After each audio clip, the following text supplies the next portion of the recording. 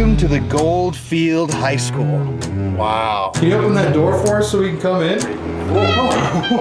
Let's go on inside and we'll see what we can see inside. This is the closest they're ever getting to that building again. It's time to go back to school, baby. Students! The noise was me. No! We know that you're with us right now. My name is Dr. Spooky. Oh! Hello? What the f was that?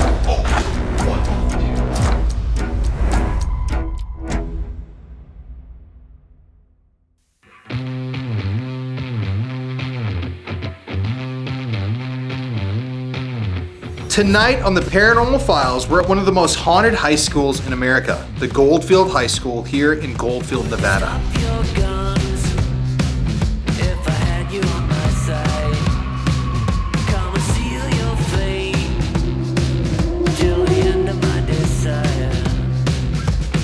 This is a high school that is infamous in the paranormal community. Not only is it beautifully restored on the inside, but the paranormal activity that occurs here is so shocking that one of the people that manages this place refuses to stay in here alone.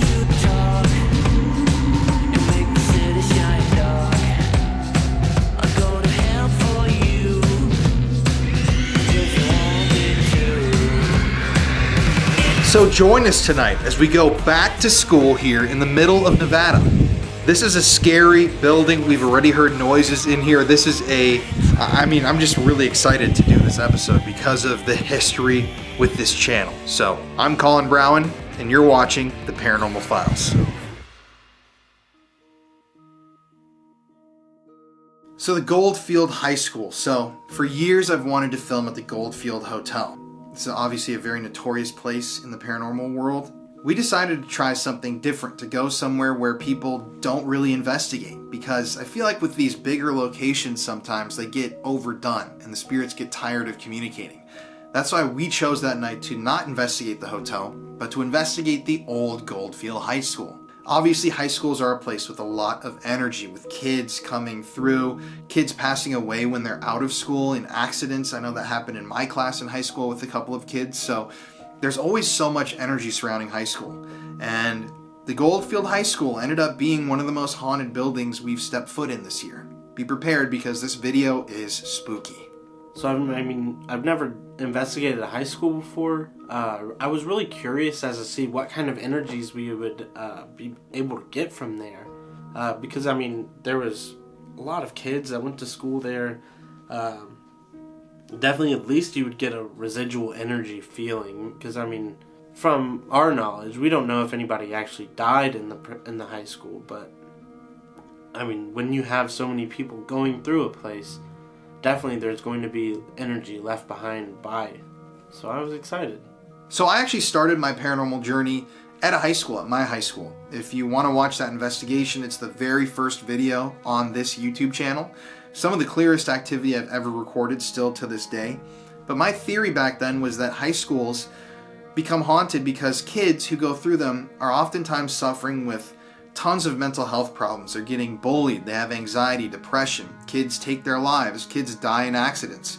And I feel like this energy creates two distinct entities that have consciousness inside of high schools.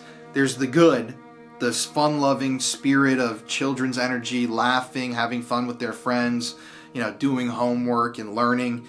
Then there's the bad. There's the manifestation of all that energy, that depression, that darkness that just compounds over time to create something that's there that's fucked up. And we interacted with that thing that night. Both of the things. You're going to see in this video, the duality. There's good and there's bad. But before we even got to the high school, while Connor and I were driving from Tonopah all the way out to Goldfield, we passed by a small abandoned town on the side of the road, and we decided we had to stop by to check it out, just live life for a second. Something really interesting about driving around Nevada and California is these ghost towns that you find everywhere. Like little abandoned, I don't know the history of these buildings, but guys, just take a look at this. We're on our way to the old abandoned Goldfield High School. And this is f***ing crazy. This is the shit you just drive by, and we decided we had to pull over and show everybody. And this is like probably the 8th one that we've passed. Yeah, and we're finally like, let's pull over and look at it. Like, look at all this shit.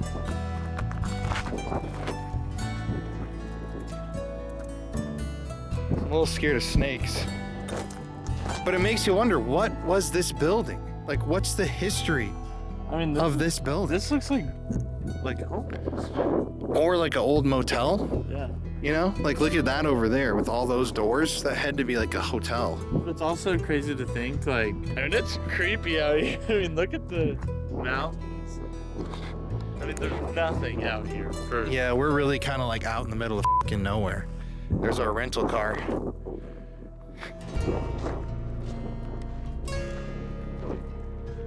I love moments like this. Like, when are you ever out in the middle of the desert in Nevada in a ghost town just walking around? I hope not often.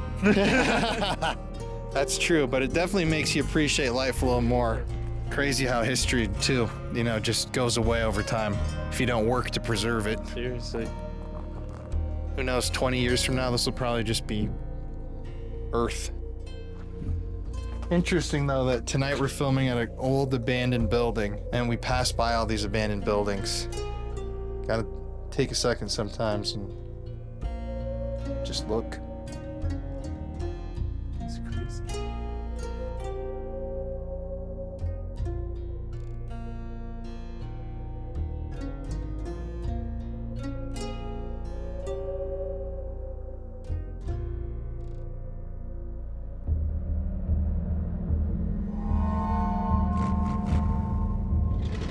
Yeehaw! Come on, baby! Woo-wee! We are here in Goldfield, Nevada today. I'm the old prospector.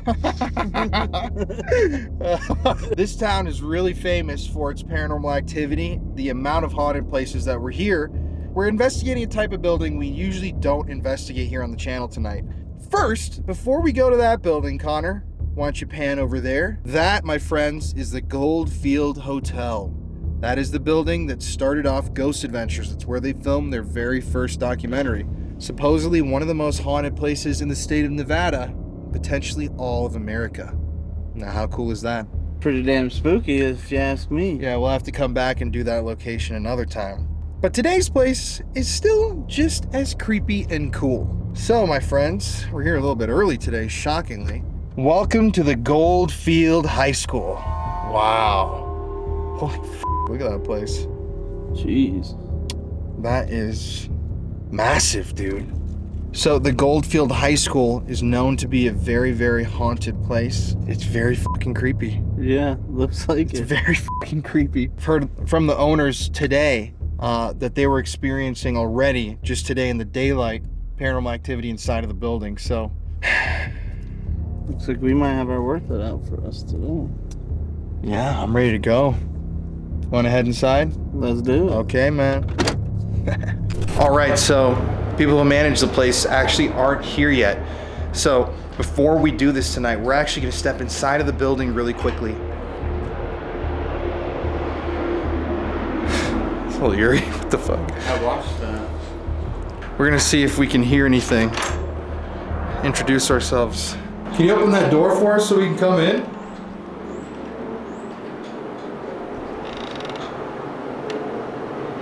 Pretty crazy.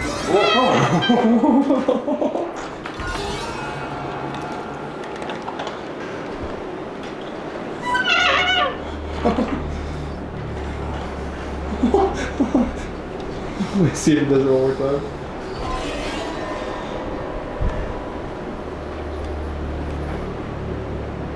Well, I would consider that an open invitation. Think so. Oh, this place is crazy, dude.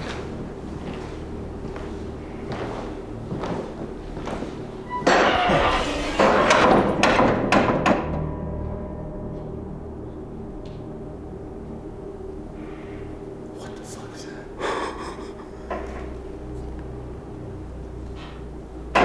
That door is so eerie, man. Yeah. It's got those old hinges. God. To anybody here in the building, class is in session.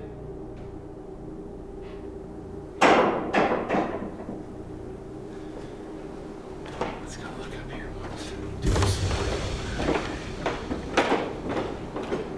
Damn, this building is crazy. Is there anybody here with us right now?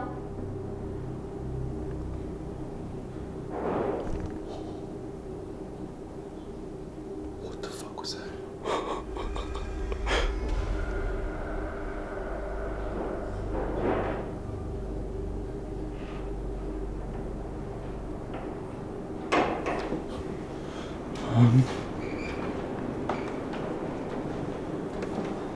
Jesus Christ, dude.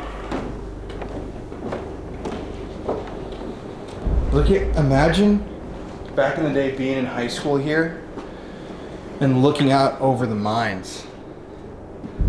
All the mine shafts and, I mean, like, look, it's a beautiful view. It really is. It's a beautiful building. I wonder what the history is, though. They see things in here all the time. They hear things. Even skeptics have come to this school and been turned into believers. So much so that they had to get out of here. They didn't want to stay in here. Paranormal investigators leaving gear inside of the building because they did not want to be in here.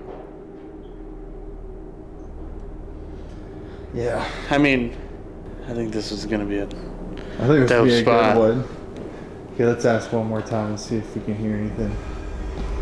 If there is anybody here with us right now, we're going to be coming back this evening to spend the night here. Can you make a noise and let us know what rooms we should investigate in? Come talk to you in?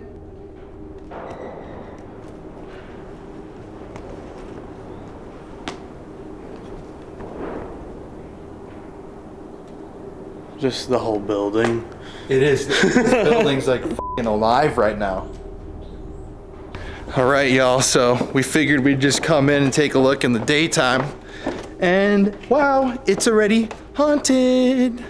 It's already spooky. Zoinks! He's right behind me, isn't he? Ruh-roh, Raggy. Like you.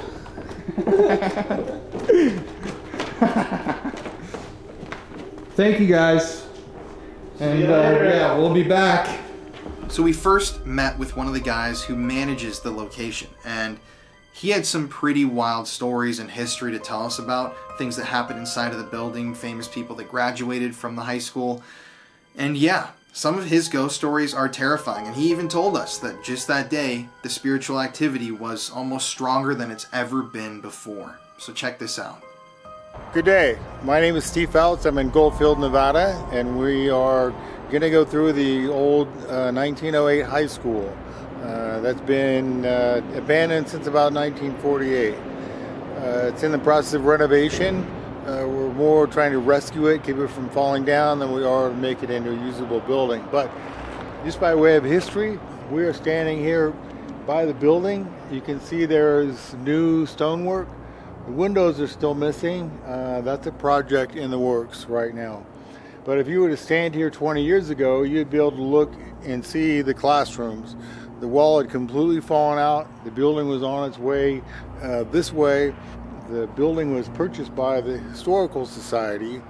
The president of the Historical Society is a retired engineer. He began writing grants and got enough money to get the wall built back up and get the building saved, and it's a work in progress. We now are working on getting the roof completed so it no longer collects water inside. Other projects include getting windows done. If you were to stand here 2 years ago, every single window is boarded up, and now there are about 40 windows that actually have glass in them and open and close. The front stairway is new. So it's a work in progress.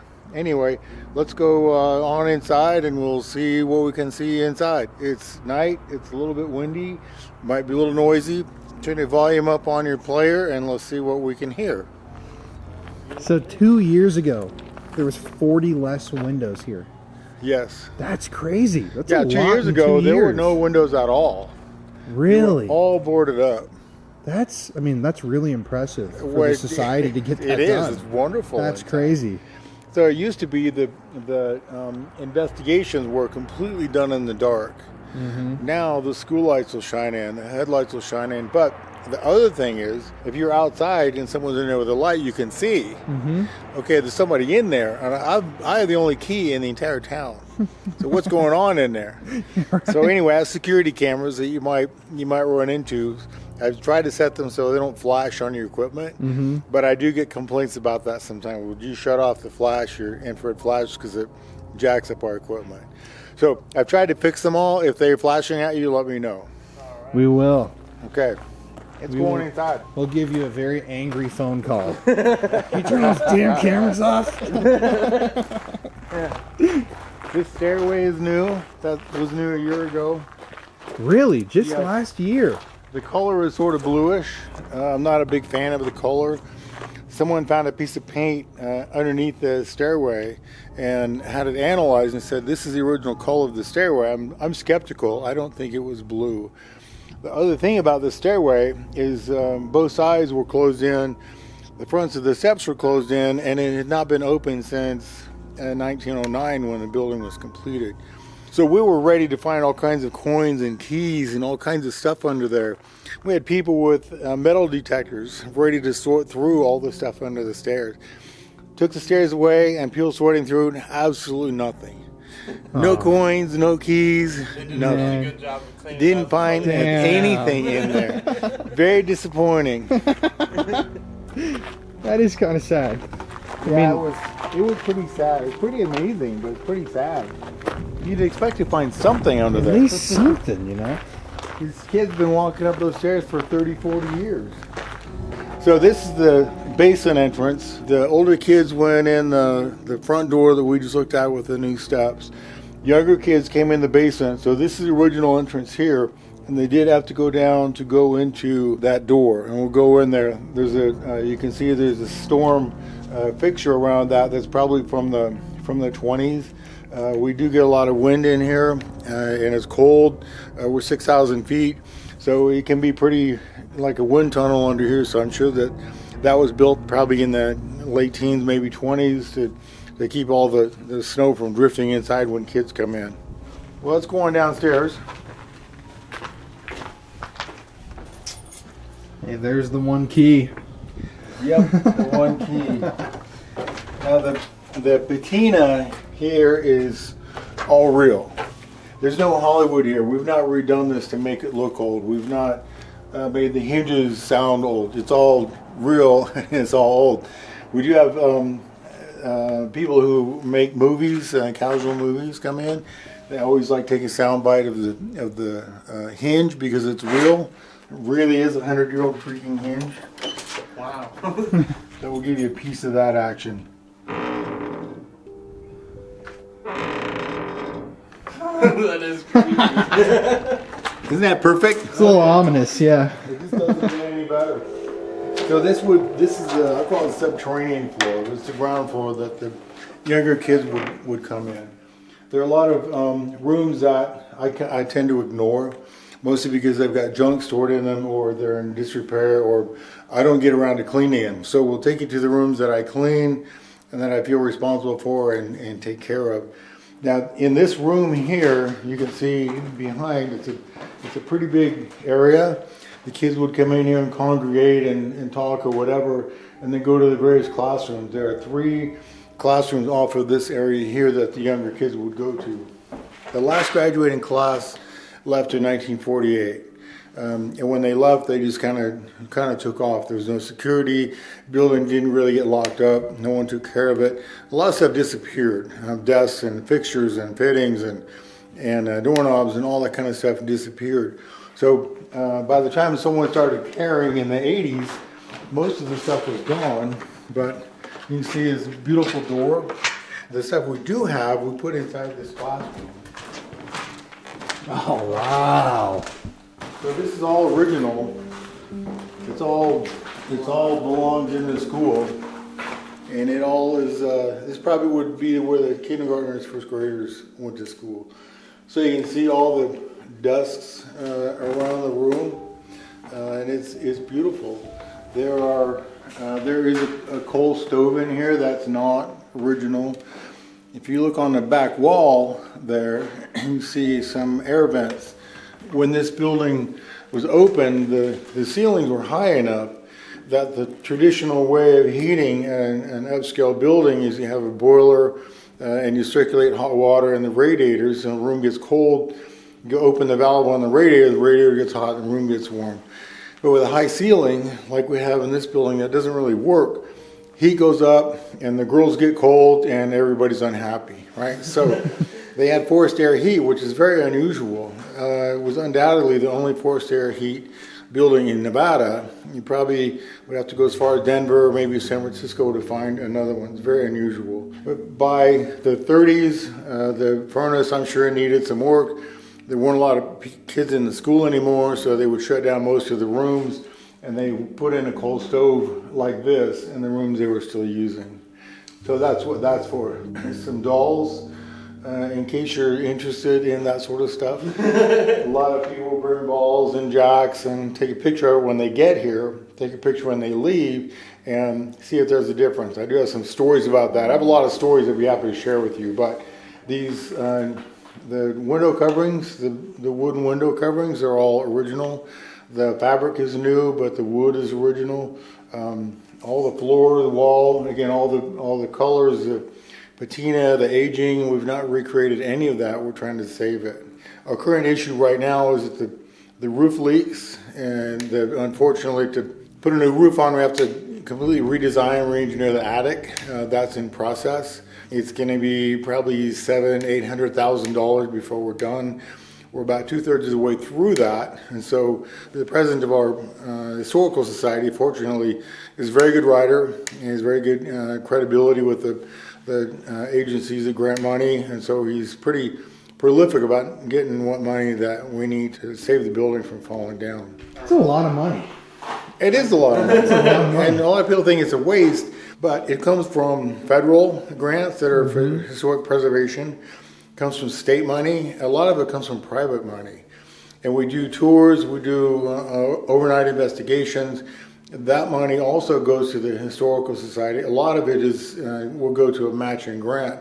Some of our grants are 2-to-1 matching. So if we have an overnight tour that generates $500, a lot of times we have $500 matching with that on a grant, so it winds up being a contribution of $1,000 to the building, which I think is pretty cool, and that's why I'm here. Yeah, that's why I do this. Yeah, that's the only reason you're here. It's for the money. Yeah, it's not because we're nice guys. It's a great building. I love seeing that all these. Hey, you should. This is really a bad picture. Jerry has one in her shop. Did you see that? Yeah. Okay, she has a mural-sized one, but the important thing is how much stuff there was in a town. This is San Francisco. It's not Goldfield. The idea being that when Goldfield caught fire, it probably looked like that. I want to be one of these guys. I want to be watching it. So come on in here. We don't know. This was not a classroom. We don't know what this room was. There are no chalkboards. It has an outside door. That's all a little bit unusual. Goldfield had about 25,000 people in, which is by far the biggest city in Nevada. This also was the biggest and the best equipped high school in the entire state. It happened to be the only school outside of University of Nevada, Reno, that had a full-size indoor basketball court, which is quite a claim to fame. It was not in this building, it was kitty corner across the street. Las Vegas was about 600-700 people, so UNLV was a long ways yet from being made. Now this room could have been for visiting teachers, could have been for guest lectures. We don't really know. Some people think it's an indoor gymnasium for working out when it's cold. We don't really know. But there are a couple of things important about this room. One of them is the furniture, like the desk I'm sitting on, and some of the stuff over here. This is 1905, 1906 original furniture from the courthouse. The reason it's here is because the people that work in the courthouse, a lot of them aren't fan of old stuff, and they want new stuff. So they want to take the old stuff and throw it away. So the Historical Society says, don't throw it away, call us. We'll come get it for you. So that's why this is here. We don't know what we're going to do with it. We just know it doesn't belong in the dumpster. We may want to make a museum out of this room, something we don't know. Our plans are still in formation, but we know that stuff doesn't belong in the dump. Some other things you can see if you look up and you see the original wiring. You can see that the way they insulated from the building is they drill a hole and jam that porcelain piece of pipe in there. And there's a junction box, which is just a matter of wrapping wire around a post. And you can see why a lot of buildings caught fire in 1905, because they had fuses, but when a fuse blows, it catches fire. So a lot of ways for a building to burn down. Other thing about this era is most of the light, most of the heat was created by a flame. And when you have an old building that's got dry wood and you heat with flame and you light with flame, you got a situation where you're going to have a lot of buildings burn. There was a big fire, I think, in 1913. The story is that someone was distilling moonshine and it still blew up, and a third of the town burned from that. I don't know for sure, but that story comes from a lot of different places. It also was a big flood that was tough on the town, and a lot of people lost everything, and so rather than keep mining, they left. There are several geologists' opinions that there's most of the gold that was in the valley is still here. Between 1906 and about 1940, there were about $90 million worth of gold that came out of these hills. That's how much was documented or went through a bank. A lot of gold, I'm sure, came out of the ground, went in somebody's pocket, and never got recorded. Anyway, that translates to about 16 or 18 billion dollars worth of gold these days. That's a lot of money. So there's a lot of stuff goes along with that kind of money. A lot of good things, a lot of bad things, and this building is one of those. It was an outstanding building for the time. It's still a beautiful building. The high school that I went to was poured concrete and cinder blocks. It didn't have any windows. It was a lot more like a prison. I wasn't in prison, but it's a lot more like a prison than a high school. But it's cheap, and this building, there's nothing cheap, nothing ugly about this building. It's a beautiful building, and the Historical Society and you with your donations are keeping it from falling down. And that's a great thing. Well, let's move on. A couple of items about this building. You see, this is an original door. It has 5 panels in it. In Goldfield, if you had money in 1900, 1905, 1910, you put these kind of doors in. It's like having avocado appliances in the 70s and all that kind of stuff. So it is a mark of money and style. You can also see that it's on its original copper rollers. You can go to Home Depot and get rollers, but they're not copper, and they're not made in the U.S. They're not made by someone with a hammer and who melted them. So that's cool. I'm glad they didn't walk off. Right. I hope they don't walk off. We want to keep them here. Well, we do have some space in our car.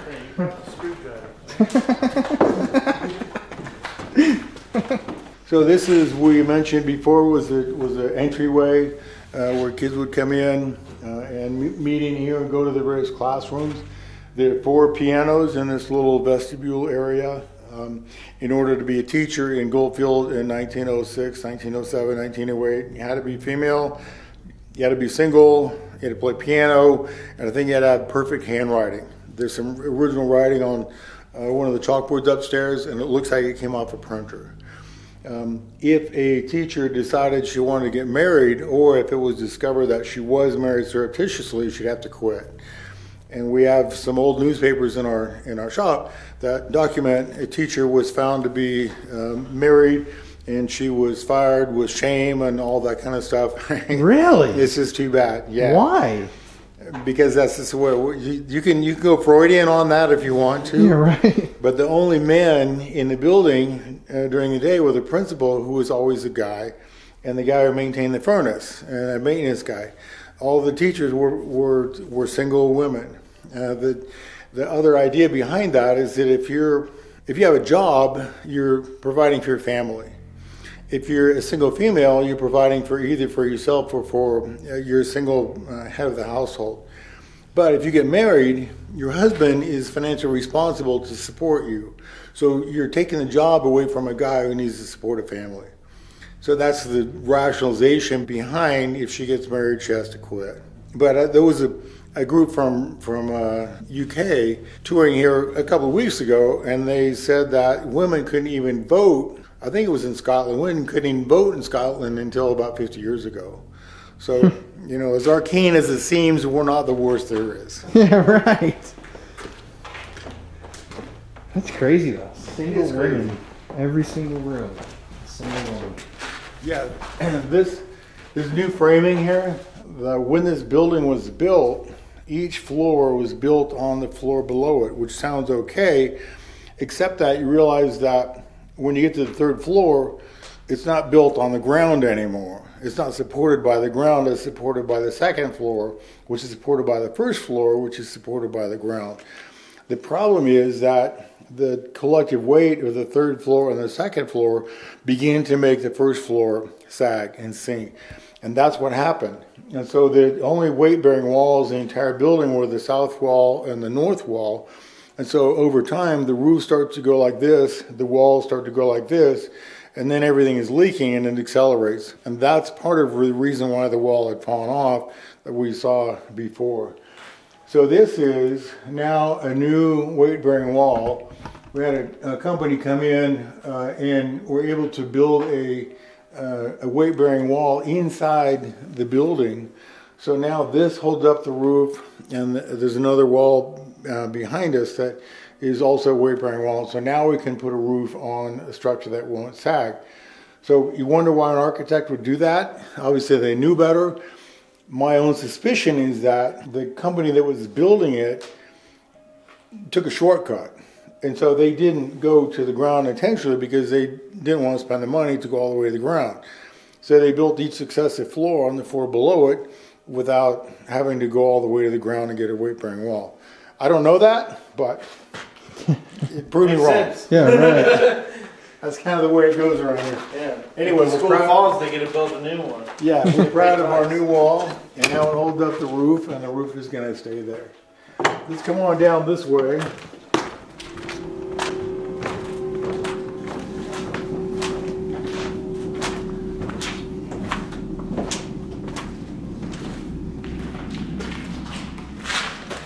This is the girls' bathroom. It's the only one in the building. You can see there are marks on the wall where the toilet tanks used to be. I don't think they were stalls, but we don't really know. They have all been stolen, so we don't really know what was here. Everything is original. It's pretty fallen down. It's pretty creepy. I was here working a couple of summers ago, and it was up on the roof. There's a car out in the road, in the street in front, and they've been sitting there for about 10 minutes. So I came down, went and talked to them, and found out there was a guy driving and 3 older women in the car, and the 3 women in the car had gone to school here. So I'm on my knees. Can I get you some Jack Daniels? Can I get you a room? What can I get you? I want to hear your stories. I want you to come in, because the number of people that are alive that went to school here is pretty small. Yeah. It's certainly less than 10. And there's 3 of them right here in front of me. All of them said this is the closest they're ever getting to that building again. They said that building was so creepy when they were actually going to school here in the daylight with classes on, that they wouldn't even come down here in the basement and go to the bathroom. They would rather go home instead. So I lost my chance. They probably are all dead by now. And so I don't know that there are any survivors of Goldfield High School, any living survivors of Goldfield High School. So all the stories are probably dead. There's some, I don't know if you want an editorial comment here, but there are some flooring in here. This is from the hotel. This is my soapbox. We used to do tours of the hotel.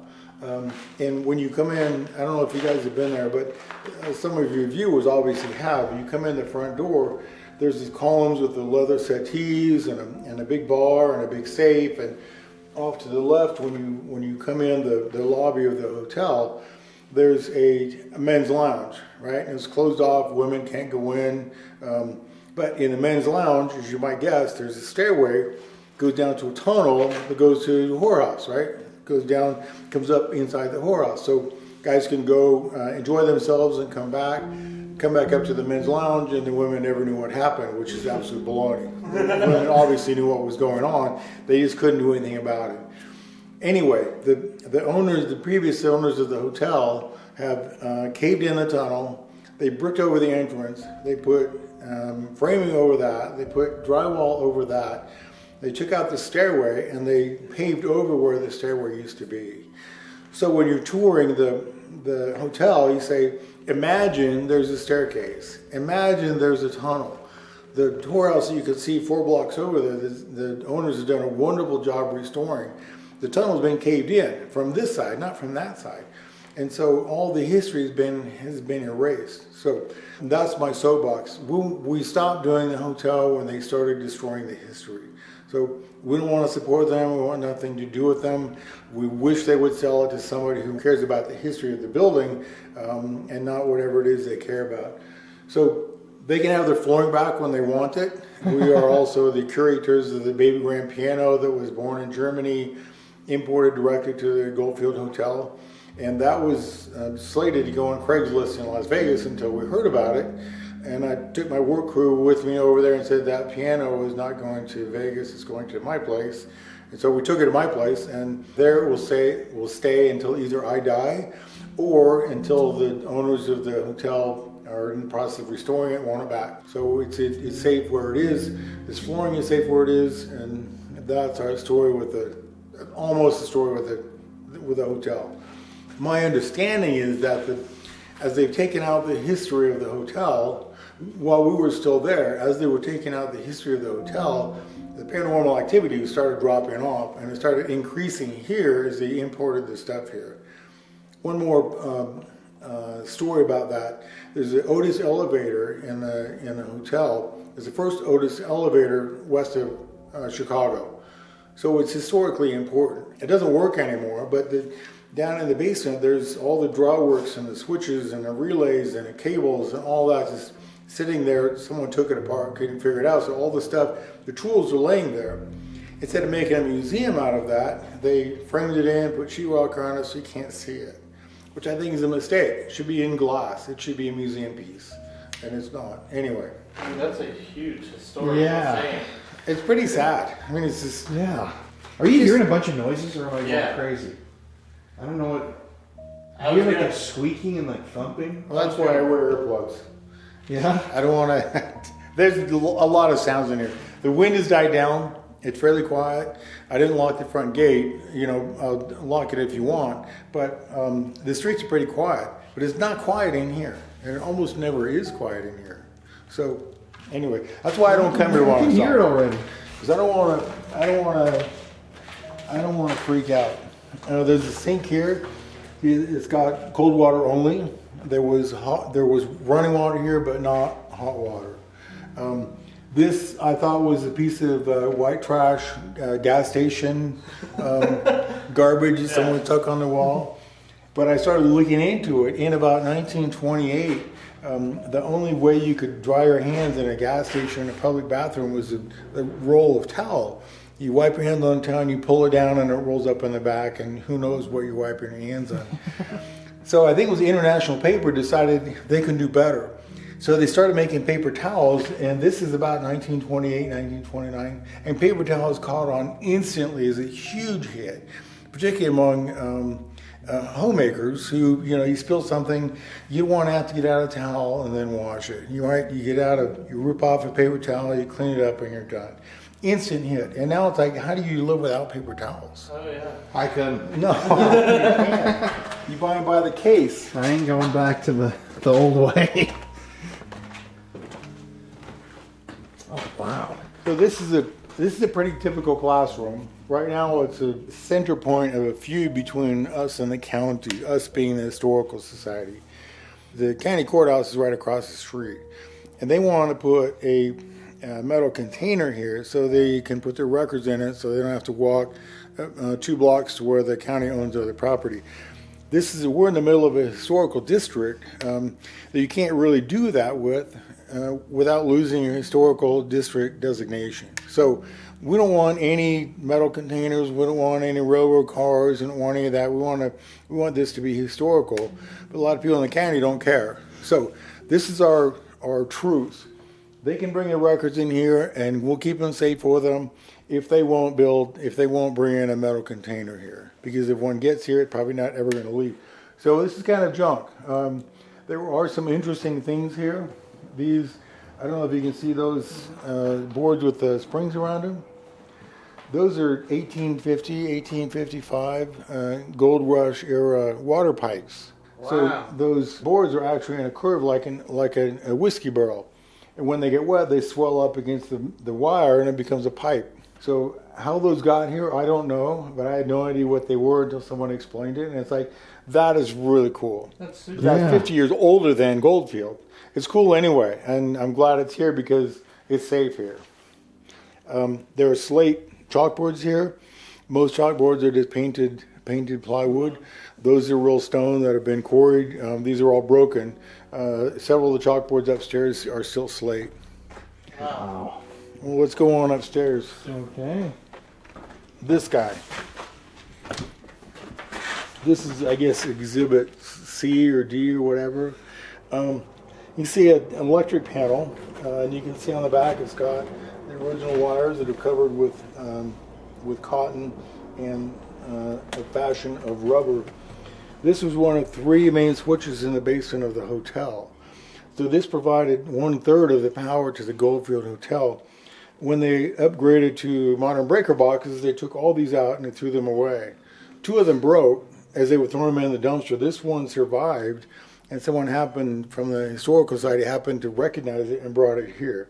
Got the original switches in it, and like the elevator, it belongs in a glass case in the basement of the hotel. Doesn't belong in a dumpster, doesn't even belong in the high school, it belongs in a glass case over there. And when they care, they can have it back. But it's sitting right there until either I die or they care. Right. Kind of makes me want to go. Yeah, flip the switch. Why don't you guys sell it to somebody who cares? Seriously. Why Right. do you keep it? Why throw it in the damn trash? Yeah, exactly. They don't even have to throw it away. They just call me. You don't have to Call anybody. Take it off the wall. Just call Shit, me. I'd take it. Come on. So how are we doing? Doing okay? Doing great. Okay. So come on in the furnace room here.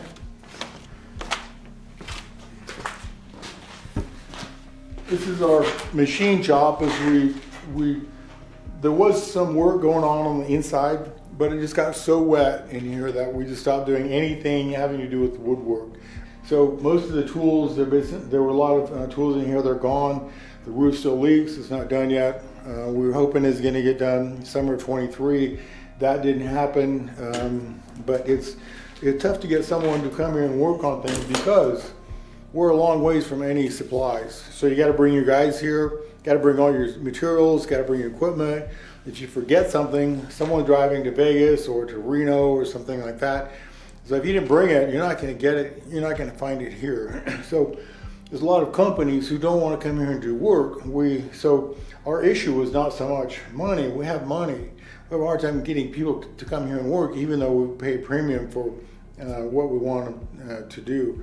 The work that we get done is excellent quality. We have no complaints about that. But it's hard to find people who are willing to come here and do good quality work. Anyway, this was the furnace room. You can see up here where the furnace used to be. We don't have any pictures or images of that, so we don't know what it looked like. We just know this is where it was. And it was coal-fired. See here, coal. And you can come in if you want. Oh, wow. It killed everything that was alive.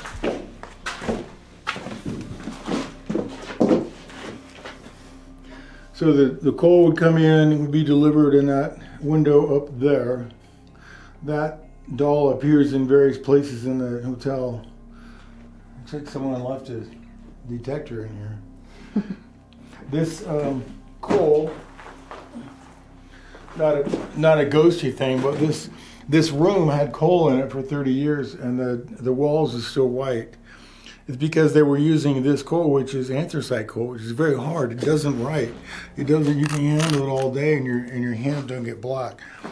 It's very hard. It burns very clean, but it doesn't grow in Nevada. It doesn't grow in Utah. A little bit in Wyoming. This coal probably had to come from Pennsylvania or West Virginia, because it's a very unusual kind. No one burns this anymore. It burns very hot, burns very clean.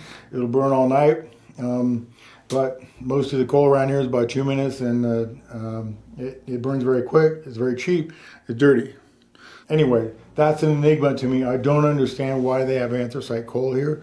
Very expensive, and it doesn't grow from anywhere around here. That is really That's interesting. a very far journey, especially back in the day from Pennsylvania. Yeah. So, but with this quality of coal, you can fill up the furnace 5 o'clock at night and come back in the morning and it's still burning. Wow. With other kinds of coal, you can't do that. Leave night by 2 minutes. Is this that coal? So that really is a rock. Yeah. You can see when it doesn't make a mark. Any of the other kinds of coal you could write your name with. Oh yeah. Okay, so this is the boys' bathroom. Again, it's the only one in the building. The girls' bathroom that we went to is the only girls' bathroom in the building. It's the only boys' bathroom. This is a lot smaller.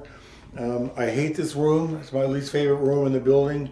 I don't come within 50 feet of this room when I'm the only one here, even in the daytime. I just hate it. I don't know why. I just feel like there's a 6th grader in here waiting to scare the poop out of me, and I don't want any part of that. So I just don't come here.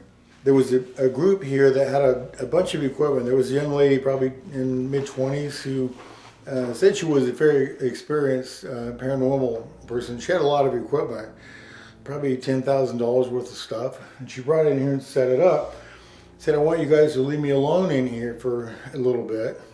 I'm thinking, I don't know if that's a good idea because this room is just creepy to me. I don't like it. And so I'm not going to go very far. Even though you want to be left alone, I'm not going to go very far away. About 10 minutes later, she's out of the room and she left all her gear here. She wouldn't say anything, but she never came back in until the sun came up the next day and she came and picked her stuff up. So I don't know what happened, but to me that fits this room. I don't like it. I don't like being here alone. And if someone comes in here and want me to leave them alone here, I'm a little skeptic. I don't want any bad things going on here. Anyway, this is the boys' bathroom, and it's I don't like it. This is a something.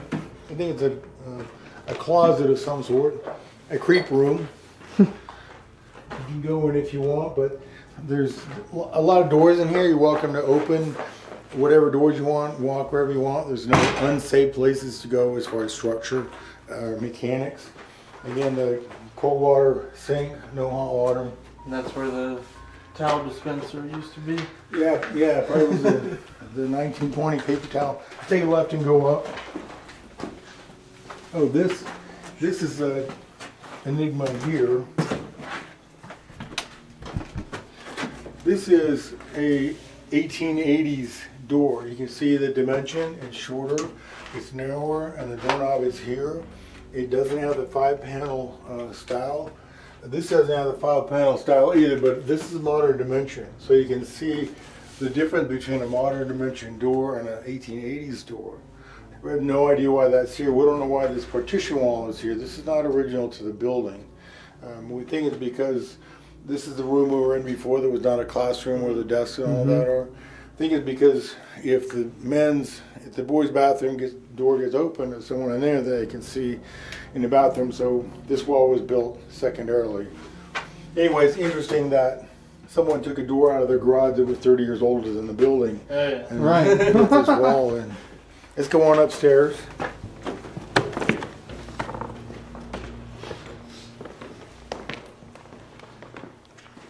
Anyway, so this would be the main floor. There's about 6 classrooms off of this floor.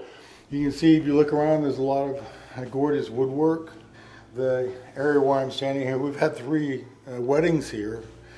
So if you want a location that's historic and photogenic and free, this is it. And I'm an ordained minister of the Universal Life Church, so I can even marry you. Jerry's a photographer, so we're all set up.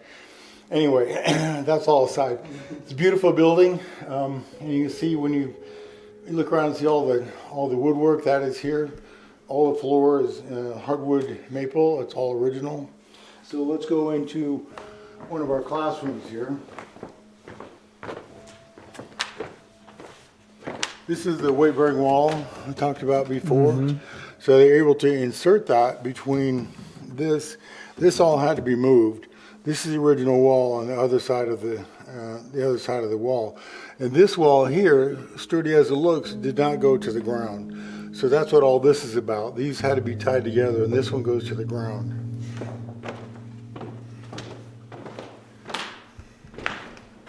So this is the window guy's lab. He takes the wood out of the wall. It looks like this. It's in pretty bad shape. And he takes it all apart. He even makes his own doweling. If there's a piece of glass in here he can keep, you take that glass out. Some of the glass in the building is original, some of it's not. But he will make it into a frame and is able to put it into walls, and they look like that. The guy's a magician. You can see here on the wall, I used to say Merry Christmas 1947. It really doesn't anymore. There's a piece of glass over there that I put over that. We were touring the building for about 2 years, and every time we'd have a big storm, a piece of that would come down and it would bug me. So a young lady on one of our tours said, "Why don't you glass that in?" And I'm thinking, I don't have a reason.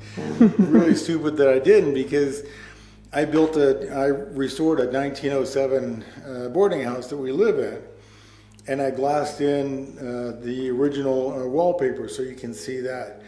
We also found a bullet hole in the wall. So we're taking down layers and layers and layers of wallpaper. The last layer has a bullet hole in it. In one of the bedrooms, there's a little entrance wound, looks like a .30 caliber. The other side of the wall is this big chunk of wood that's missing. So we taped the wallpaper back and we glassed that in, so you can see that. Anyway, it really bugs me. I didn't glass that in until most of the stuff is gone. So my karma is after me. Anyway, so this is the glassmaker's lab. When he's done with this room, this is one of the rooms that I would like to begin using for something else. We've had 3 weddings in here. This would be a great room to have the bride get ready, or have a dinner or whatever.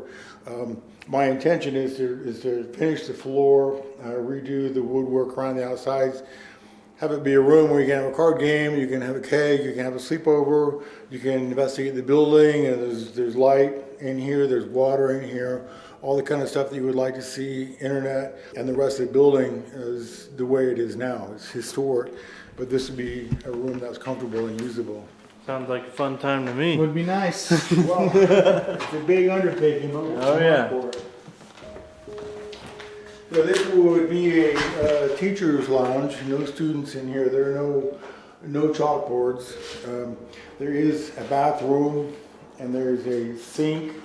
You can see the dimensions of this. The entryway to the sink is about the same as my dimension, but back then, women, the average height for a female was 5'1". Average weight was about 95 pounds, and so they're a lot smaller than today. The average guy was about 5'6". Of interest here is a commode. You're probably not interested in toilets, but you might want to come in here and take a look in here. See, there's no puddle. Oh yeah. It's flat. This is called a waterfall toilet. There's a lead pipe in the back, so when you flush it, whatever's on here on the platform goes into the front and flushes out that way.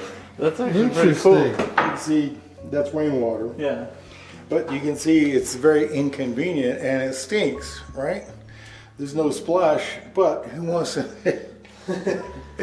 I'm really glad we graduated from that. Yeah. I'll risk the splash for some staying. Me Yeah, too. that's called a waterfall toilet. And if you're proud of what you do when you sit on the pot, you really like that. Yeah.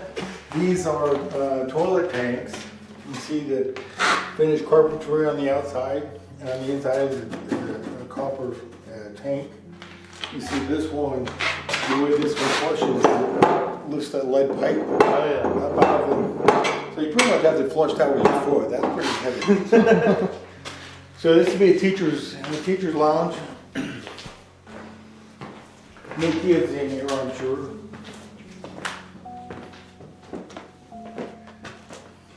This was the library. There's not a lot of shelves in here. The kids would keep their textbooks in their own room. So this would be a reference library before Google. So there's not a lot of room in here. The books are all long gone, but some of the shelves are gone too. But so it surprises me that it's not a bigger room than this. For a high school of 400 students, you would think there would be more reference books, but there weren't.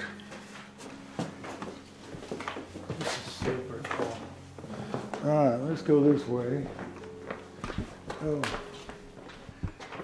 3 of these steps have been vacuumed. The rest of them are still dusty. Before you guys came here, I was vacuuming out this area here, and I was cleaning out this, and I thought, well, I've got a little bit of time before you guys get here. I'll start vacuuming down the steps. I'm not going down the basement because it's starting to get dark, right? So I'm here and I'm vacuuming off the top step, and I get this feeling like someone blowing whiskey on the back of my head. Obviously, there's nobody here, but the smell of someone with whiskey breath is very distinctive, right? It's not something you just make up. Was there someone drinking whiskey around here? And I thought, well, that's bullshit. I'm going back to work. So I stepped down there and I'm vacuuming that step right there. Same thing. A puff of whiskey breath on the back of my head. It's like, this is kind of weird. So a lot of things happen. I'm wearing earplugs because I don't want to hear what's going on. But now I'm smelling what's going on. So by the time I get to the 3rd step, every time I go down to the next step, I have this whiskey breath on the back of my head. And it's like, I'm out of here. I packed up my vacuum and I'm done here. The sun's still up. I got work to do, but I'm gone. I've had enough. And that was just today. That was just today. That was just before I met you guys. So that's in real time. So if you guys find someone, if you make a contact tonight with someone, I would love to know if there was a janitor here who was fired or who had an alcohol problem. Because that's the feeling I got, is that I'm cleaning the building that he used to clean. And he's breathing whiskey on me because I have earplugs and he can't stomp around and have me hear him. And I don't want a visual, so what's left? Well, there's the smell. So you take a shot of whiskey and you breathe on the back of my head. It's like, okay, I don't know. I'm not trying to sell it. I'm just saying that's what happened. It's a very distinct smell, too. And it happened enough to get me out of here, and that's unusual.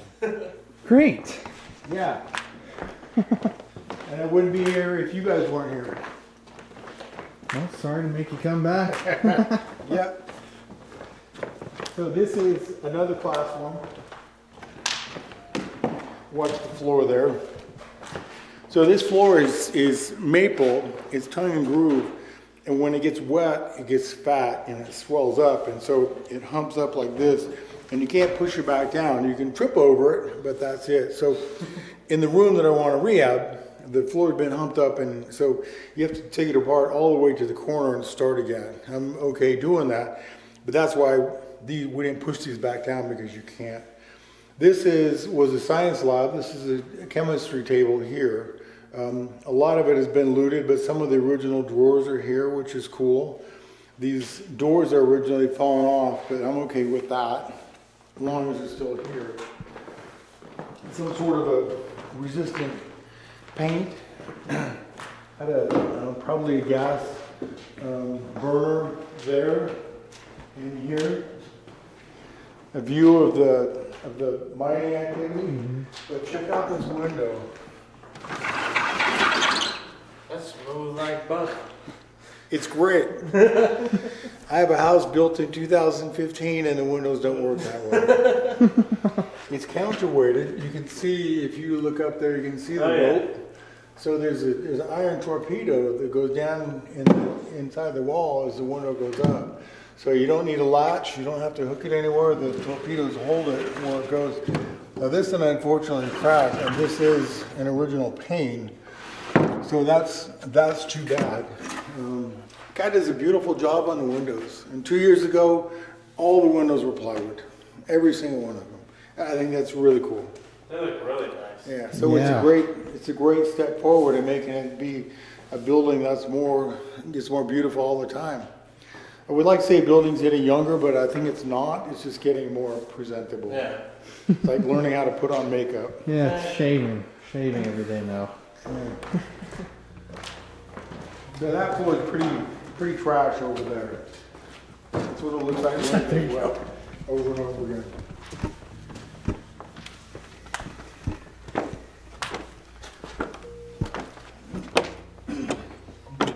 I think I mentioned before, when this was built, it was by far the biggest high school in the state. It was at least twice as big as any school that was in Reno, which was the biggest town up until Goldfield sprung up. Up in the Reno corner of the state, there's the Comstock silver mine. They're still mining. There's a lot of silver there. That's been going on since about 1855, 1860, and this is Boomtown here was from 1902 to about 1912. It was boomy, and then it was started to collapse. But Goldfield really dominated Nevada for about 5 or 6, 7 years, financially and culturally and all of that. There was a sanctioned a boxing match here that went 43 rounds. Joe Gans, a black guy, and Buster Nelson, a white guy, fighting. The reason I bring that up is because back in those days, white guys didn't fight black guys. So black guys would fight each other, white guys would fight each other. This was a match where Buster Nelson, the white guy, agreed to fight a black guy, and whether he won or lost, he made twice as much money. I think his purse was about $5,000 just for fighting, whether he won or not. Joe Gans, the black guy, his purse was about $2,500 only if he won. If he lost, he didn't get anything. So that's history. That's just the way it was. Damn. But the promoters won. They got a lot more than that.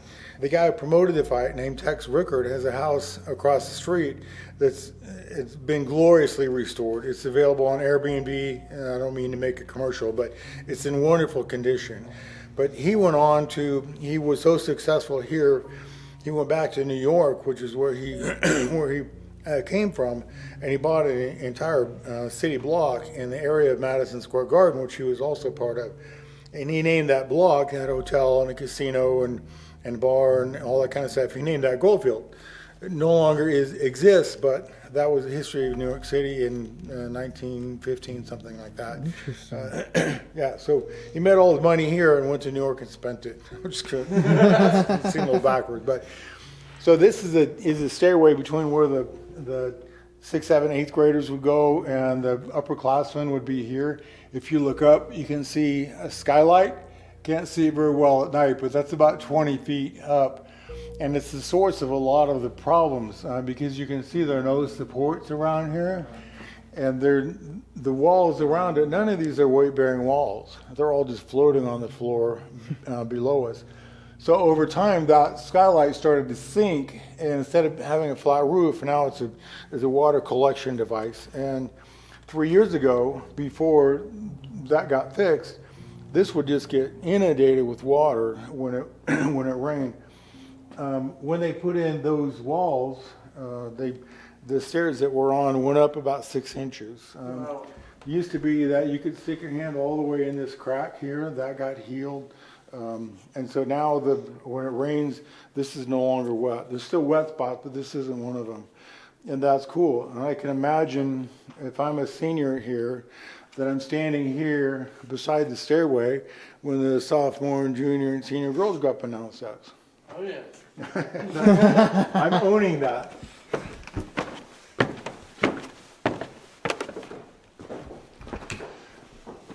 So this would be where the upperclassmen hang out. You see, it's a huge room.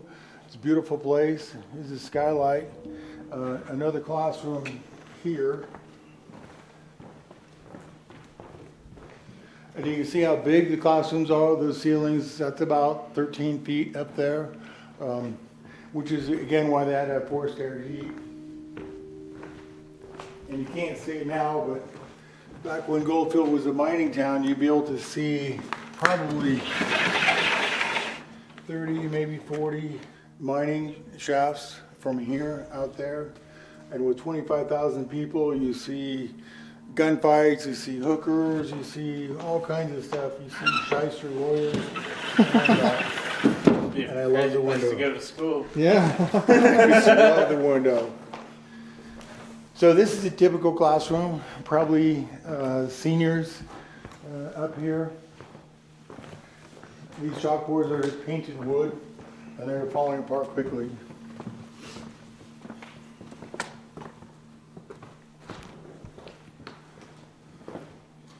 Another classroom, again, a lot of distractions. If the teacher's up here in the front talking to me about algebra, I'm looking that way. I'm looking at the mining and the TNT and the dynamite, and I'm looking that way. Anyway, it's a beautiful room, beautiful classroom.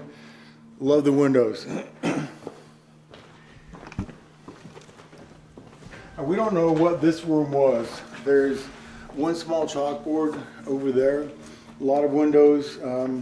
We think maybe it was a study hall, where if you're a senior, junior, senior, homework's done, your grades are good, you can come sit out here and read a book. We don't know that because no one wrote down what this room is for.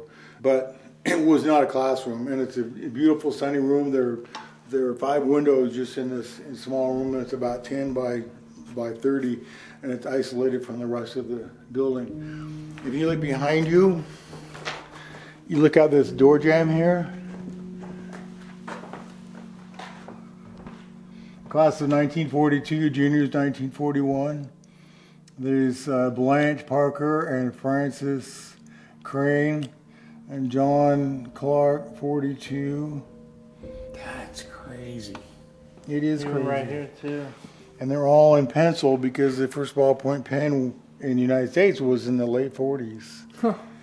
Good thing I brought So my someone eraser. wrote the name of the year 1931 and it's written in pen, you know, Yeah. it's baloney.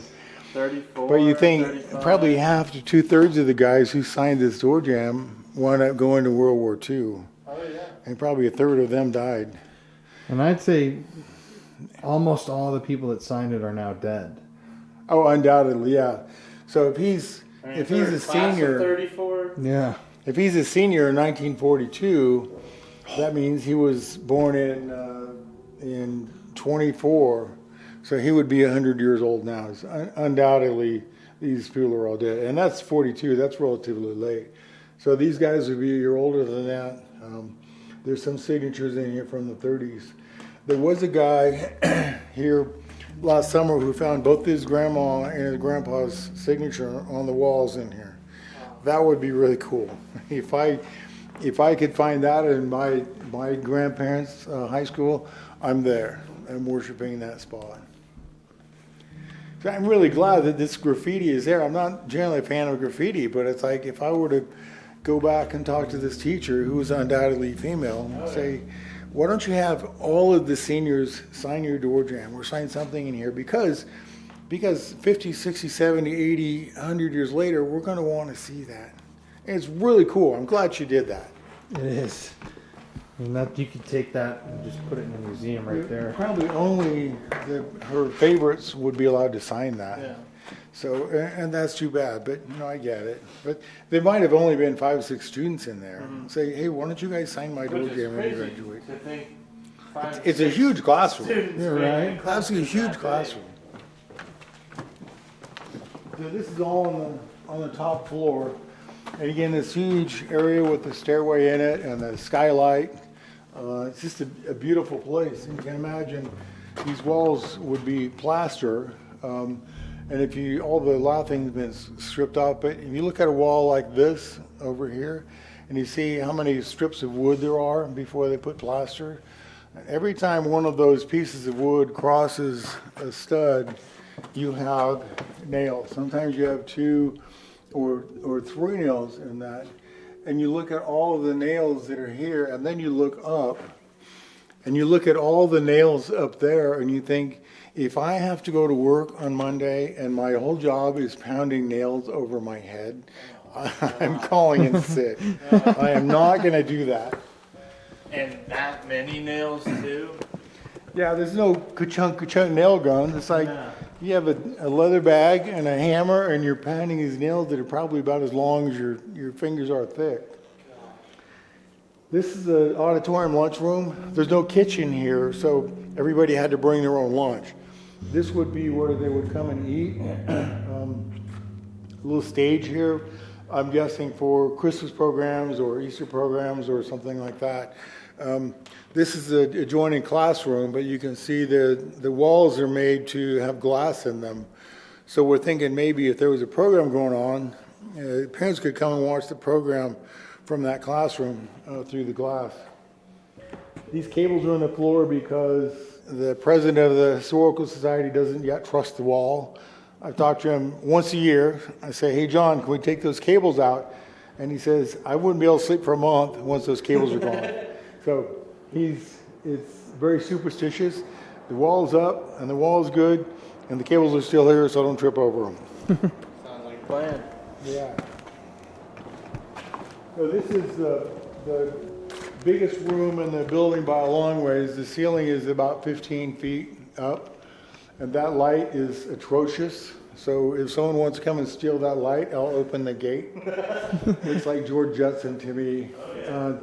Significant from here is this is the attic, and you can see there's not much wood up there.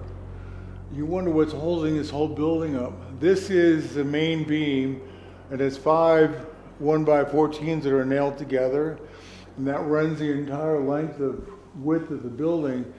And there are 3 of those that hold up the entire building, and that is it. And you wonder why it hasn't fallen down yet. That's why it is.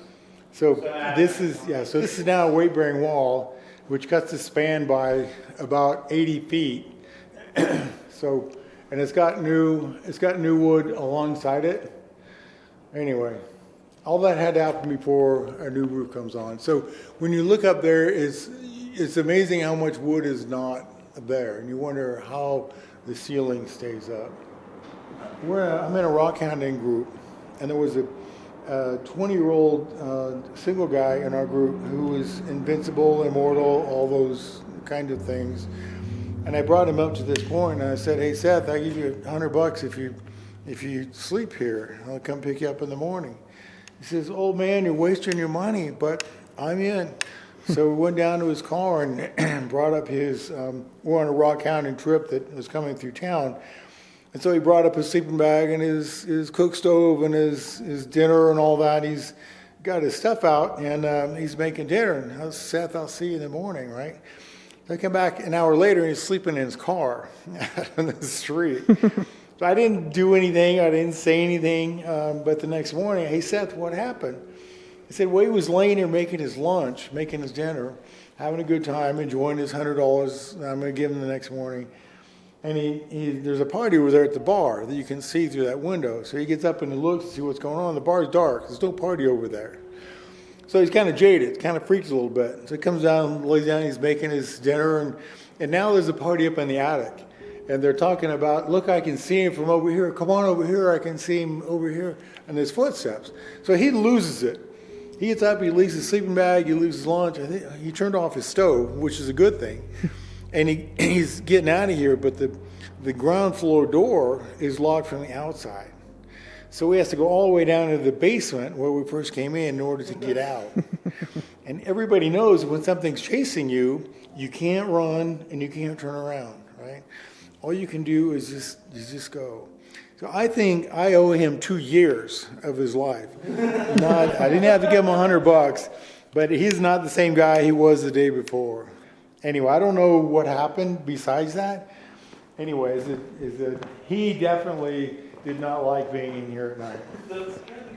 Yeah, and I don't blame him. I get it. There's a flue on the wall here, so this is one of the last rooms they used when they shut down the furnace overall. So there was a coal stove in here that they could still use this room. You see all the glass, and you see a huge amount of the valley from here. It's a beautiful room, very sunny. Mm-hmm.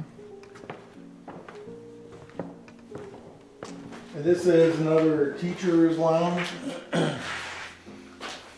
It's another bathroom, but there's no waterfall toilet in there. Damn it. Behind you on the wall, looks like there's an outline of a clock. There's a bundle of wires and they're all the same color. It's like if you want to piss off an electrician, you make a bundle of 20 wires that are all the same color. It's like, no, Hank, that's not it. Keep trying. But we think maybe it was an intercom where if you want to make a general announcement, there's also a switch there that is 4 switches, probably for first, second, third floor and all the floors there. And this outlet here is very interesting. I wonder what the purpose of that would be. It looks original. It's got original wiring. This switch is dates out to 1920 maybe. I'm thinking, does someone have a desk here and that's your desk light? Or you forgot your homework? Third floor wall socket, buddy? I don't know. A fire escape that's long gone. There's no stairs outside of there. This is the principal's office. And there's a gateway to the attic if you're brave enough that you want to go up there and see up there. There is a water tank we can see for another place. There's a door behind you that is a closet. It's been said that there was the principal had one of the students in here was disciplining them and had them locked in a closet. The dad, who was a minor, found out about it, walked off the job site, and came here and had an interaction with the principal. And the minor wound up dying from that, which is an odd thing because if you're betting on a Hard Rock minor or a desk job principal, my money's 10 to 1 on the minor, right? So, I don't know if there's a weapon involved. I don't know if there's infectious disease involved. I don't know any of that, but maybe Guido's involved somehow. I don't know, but that's the story. Is the dad wound up dying from that. Kid got out and dad died, and it's a sad thing all the way around. But if you want to go up later and take pictures of the attic, you can. It's amazing how big it is. It's 20 feet high, and it's immense with almost no wood there. And the view from here is fantastic. One other thing to think about, all these doors have 2 hinges on them, right? Mm-hmm. But look at the principal's office. Oh, God. There's 4 hinges. It's built like a bank. Seriously. What's with that? That's Anyway, no one wrote that down, so we don't know, but I just wonder why there are 4 hinges on that door.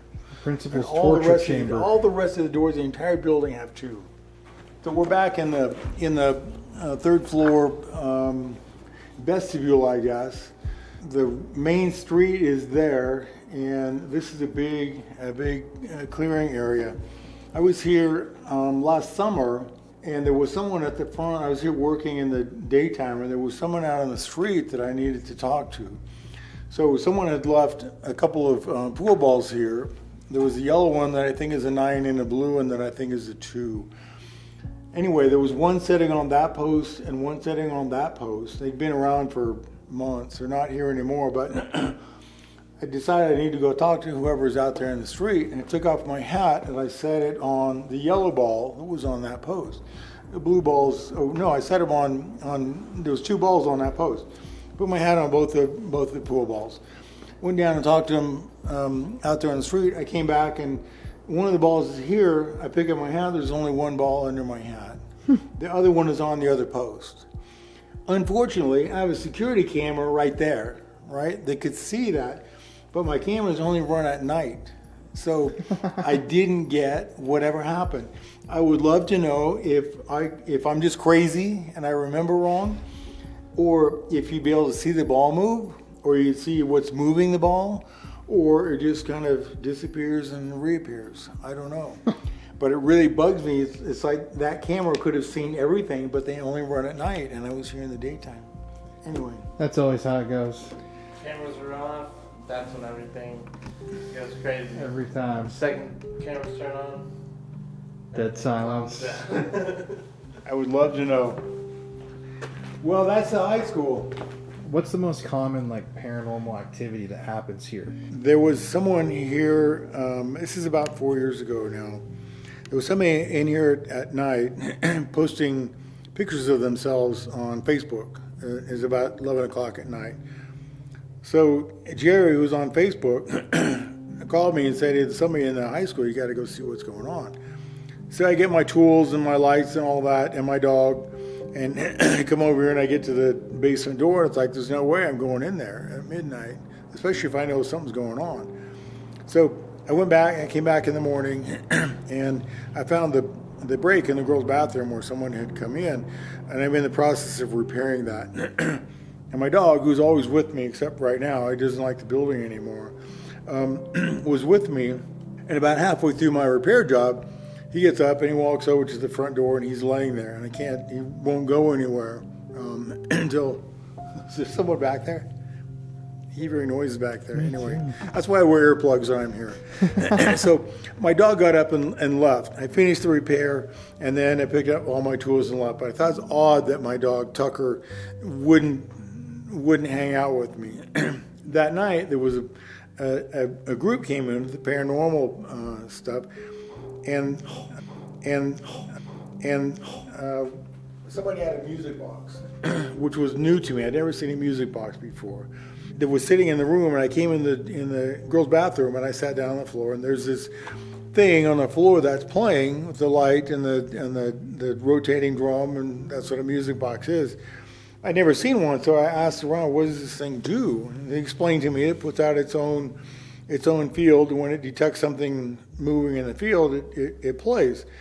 Well, I'm sitting here for 5, 6, 7, 8 minutes, and it has not stopped playing, and I'm thinking, what's going on? I said, okay, if whatever is making this music box play is if you're what made Tucker leave this morning when I was working on the bathroom, then stop playing. And it stopped playing. Okay, I'm into coincidences, and so I'm thinking, okay, I'm gonna play the game with you. If you want me to go get Tucker and bring him back in, play one note. Sure enough, it pinged, the light flicked. I'd never seen one before. I didn't even know they could do that. And so, okay, now there's a lot of big eyes in the room. It's like, okay, I will go get Tucker if you play 2 notes. Sure enough, it played 2 notes, ping, ping. And okay, now I'm on the hook. I got to go get my dog. My dog is sitting by the front door again, and he wants absolutely nothing to do with me, nothing to do with the high school. He wants out of here. I'm thinking, I'm not going to beat him. I'm not going to tie him up. I'm not going to carry him. I'm not going to do any of that. I'm going to go put him in my truck and let him out of his misery, right?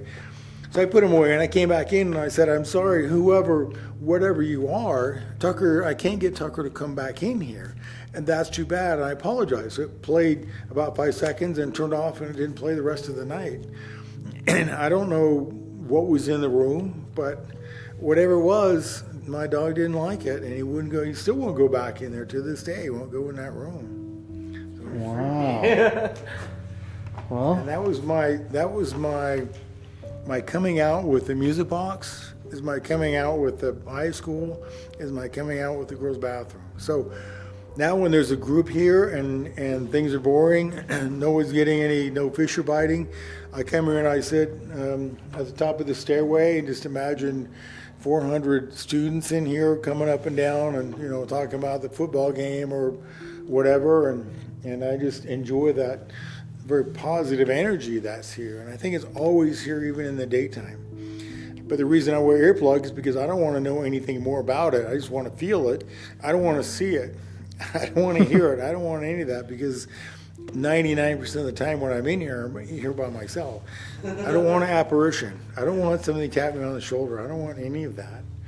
You need a blindfold too, so you really don't see anything. Yeah. So that's me. Well, that's the high school. Awesome. I'm ready to investigate. So feel free to come and go as you please. So after getting a grasp of the building's history, we decided it was time to investigate. So we decided we're going to set up at the top of the stairs on that landing right there so we could listen, because this building is notorious for the poltergeist activity, the noises, the bumps, the doors slamming, the people running. And we felt like if we were there at the big open portion of the school, we'd be able to hear it all. And we did hear it. We heard a lot of it. And as time went on, it got scarier and scarier, because as you'll see in this video, We didn't know if we were talking to that good, happy children's energy or that dark thing that wants to drive people to hurt themselves. Get ready. This one is spooky. Okay guys, so we're here in Goldfield, Nevada. Now Connor, so we're only a few blocks away from the Goldfield Hotel. So if you watch Ghost Adventures, you will know that the very first episode of Ghost Adventures actually was a documentary, was filmed just 2 blocks from here. And they actually have artifacts from that hotel here inside of this high school building. That's super interesting to me. But on the Paranormal Files, for you longtime viewers, the very first episode of this show was filmed at my high school back in Sioux Falls, South Dakota. Crazy haunted. I have a theory that, okay, I'll explain it for a second. So what I feel like when it comes to high schools is that almost every school is haunted to a degree. Now, my high school never had anybody die in the high school. This building never had anybody actually die in here. But my theory that I've developed for years now is that when kids are in the school buildings, they are going through so much when they're young. They are going through depression, anxiety. I know what I went through. I was very anxious, very depressed in high school. I went through a lot. I wasn't happy with myself. I had acne. I didn't like the way I looked. Just a lot of self-doubt. And obviously there are kids who are young. They take their own lives. They're bullied. There's just a lot of angst and just bad emotions that come from people that are in high school in a situation like that. I mean, just think about it. They're there every single day and kids are feeling those emotions. They're expressing them. They're being bullied. They're feeling depressed. I feel like all of those emotions create some sort of an energy form, and it's not always a good thing, if you know what I mean. Now, we've heard that this place from the people that manage it is a good place, but we also have friends that have come here and said that this place has a bit of a darker energy. And I know that in my own high school, it was not good energy. And if you guys have seen that episode, the very first video on this channel, you know that we were scared shitless and that there were a number of janitors who actually quit the job on the spot because of what they saw in my high school. So it's interesting. We actually haven't really done, I don't think we've ever done a high school since the very first episode of this show. So I'm really excited. This brings me back to the very beginnings of my paranormal career. And it's a weird full circle moment to think of where we came from to where we are now. But yeah, Connor, how are you feeling, buddy? Let me step out of this wind real quick. I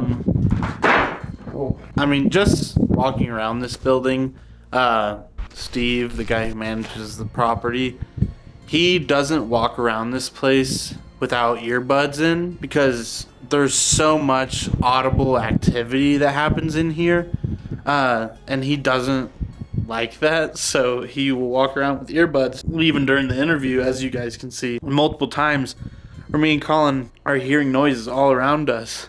Yeah, I noticed that. He ignored it. Yeah. He won't acknowledge it because he doesn't like that. That's funny because I was gonna say that to you, that we made the we're looking at each other and it kept happening and he didn't say anything. It was loud enough noises where I'm like I want to go check this out. Yeah. Walking into another room. Yes. And he just keeps talking. Yes, I panned over to you multiple times like this, and he willfully ignored it. I'm like, you do realize what's happening here, right? Yeah. But I think locations like this, schools, prisons, asylums, things where you have so many people coming in and out of a building like this, but especially with places that are involving children. I mean, your years as a child that you have are so impressionable, and you go through so many different emotions, and it's a very forming time in your life. If you go off of the residual energy theory of you living your life, and your life form kind of will leave an energy behind in a place, I think if anywhere would have that energy left over, it would be in a very formidable time in your life, like school. I mean, this was kindergarten to high school. in this building. We are going to get our gear set up right now. Like I said, we're super excited. We were hearing, like Connor said, all those noises during the actual interview. And normally we'd stop, but yeah, it seemed like he didn't want to acknowledge it because he's in here alone all the time. So that's, I think, for some people scary to actually kind of confront it and say, oh, it is happening right here. Time to go back to school, baby. Ooh. School's in for fall. Students, it's time for class.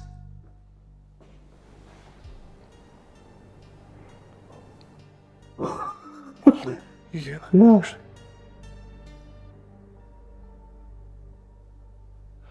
Let's get our stuff set up. That was loud. Yeah, that was All right, loud. I'm gonna cut.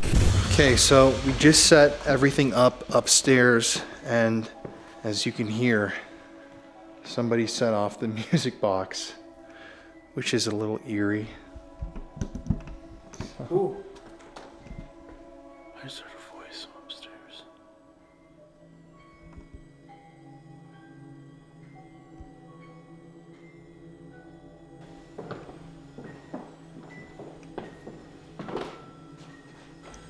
Okay, we're gonna reset this. All right, everybody. School's in session. We're here tonight to just talk to you guys, whoever you are or whatever you are. I want to introduce ourselves. My name is Mr. Browen, your new teacher tonight. And I'm Mr. Shannon. So,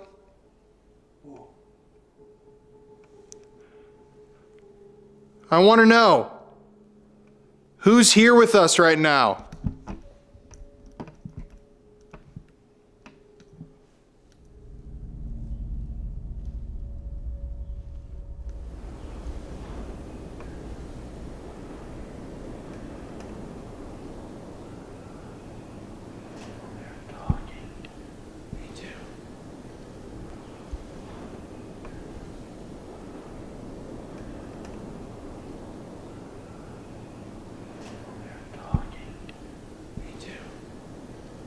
If you're here, could you knock back to me?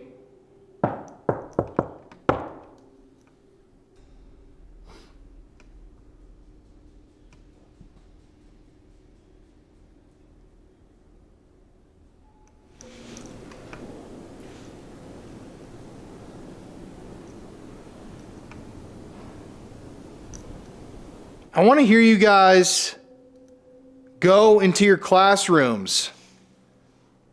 Could you do that? Class is in session. I lied to you.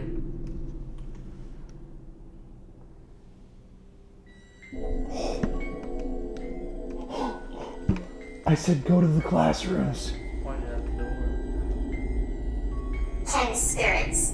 10 spirits. Can you tell me or make a noise if this is a senior in high school?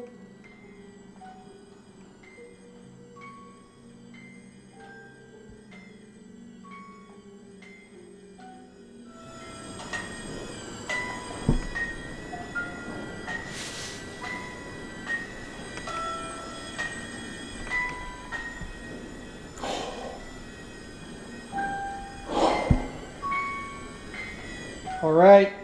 Seems like you're right here. That spirit's here. Oh, that's not good. Weapon. Weapon? Is that talking about the principal right here? Who killed the minor? I killed the dad. Well, yeah, the minor who was a dad.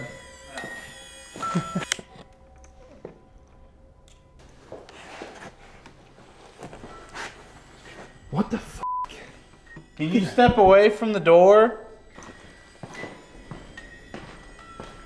Okay, thank you for showing us that you're right here. Someone's right here right now.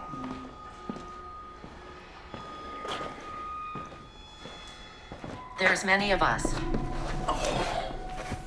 Is this a student that we're talking to? We won't stop.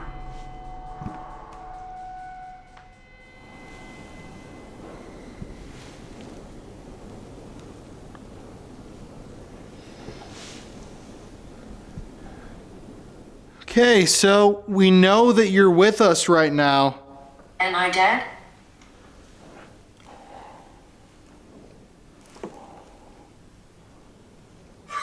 Could you possibly tell us what your name is? I've been here 500 years. Are you a demon?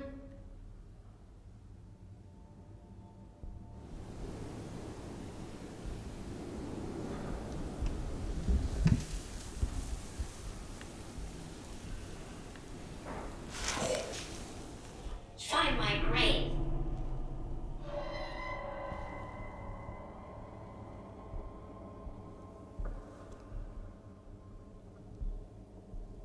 Were you murdered by some...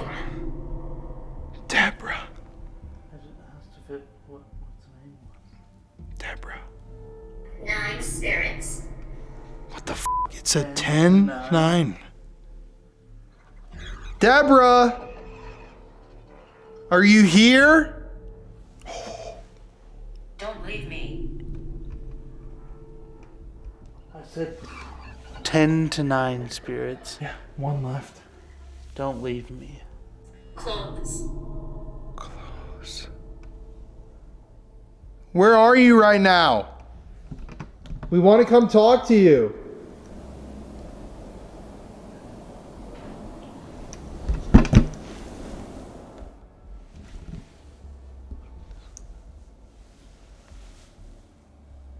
Donna.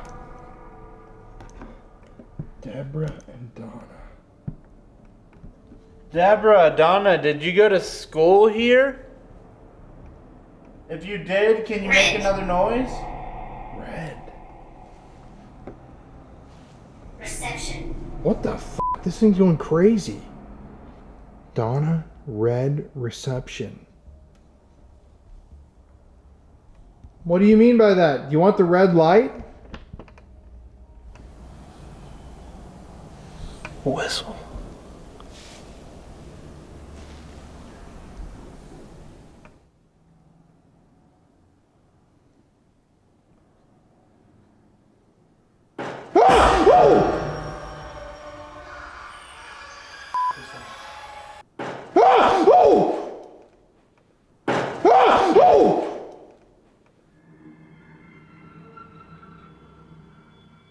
What the fuck? What the fuck, dude? What the fuck was that? Closer. The noise was me. No! This No! was me. No! It sounded like a door slam? Yeah. Plug. Plug? I don't know. Dude, what is going on with this thing? I've never seen this go so crazy. Thank you, Donna. I just wanna... The gate's locked. No one broke in here. Right. God, my eyes. I mean, at the same time, it's 1 in the morning on a Sunday. Well, yeah, no one's here. Why would someone be here? 1950s. Oh! That's when this place closed. Oh, Officially. 2000s. 1950s and 2000s. How weird is that? Okay, you guys. Obviously, there are students or people in here. Can you tell us more about yourself?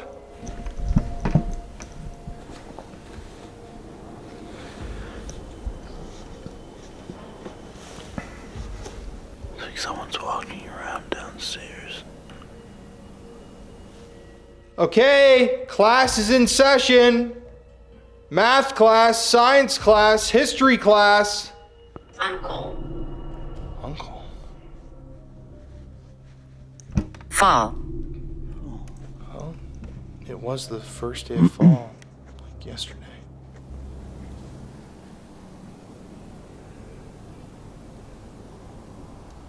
You're hearing those voices, right? Yeah, what is that? I mean, that door slamming was loud as f***. Oh, way too loud for my liking. I know. Who are we speaking to right now? Raymond. Raymond. Text. Textbook. Like school. Raymond, it's great to have you here with us. We're just here to see that you're here. You want to play a game or something? We could skip class together. I don't mean harm. Yeah, we don't think that you do, Raymond. We're just trying to hang out. We're not scared. I died in my sleep. The answers here are like rapid fire. Raymond, could you tell us where we should go? Children. The basement. Where the kids were. That was downstairs.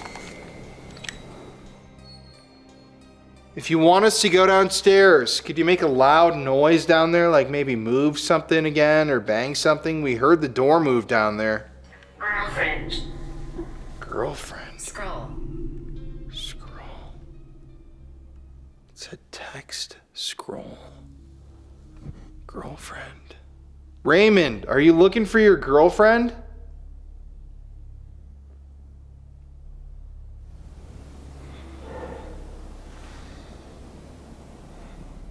We're listening.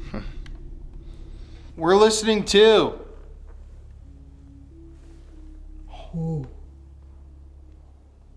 Should we go downstairs?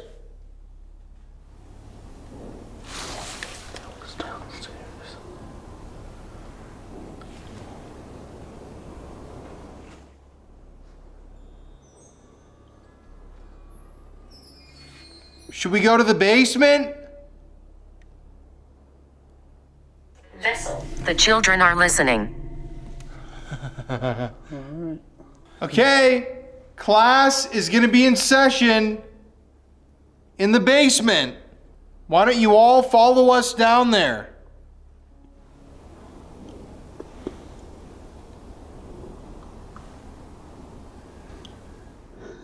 Dude, there's somebody waiting for us down there. Okay, if you're down there, can you answer this knock?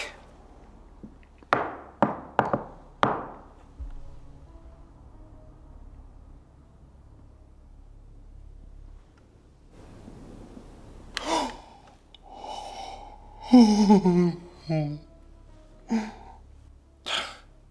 think we gotta go down. Yeah? Yeah?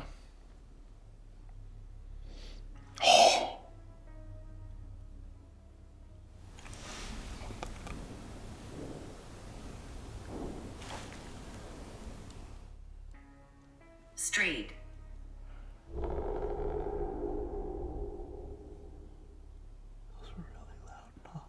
Hello? I want to make sure no one broke in here.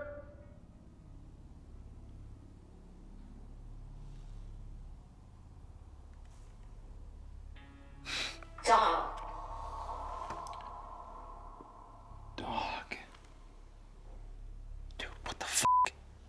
These f***ing noises are everywhere. I know. Alright, we're gonna go downstairs. Can all the students follow us down there? You f***ing heard that though, right? Yeah. Like a boom.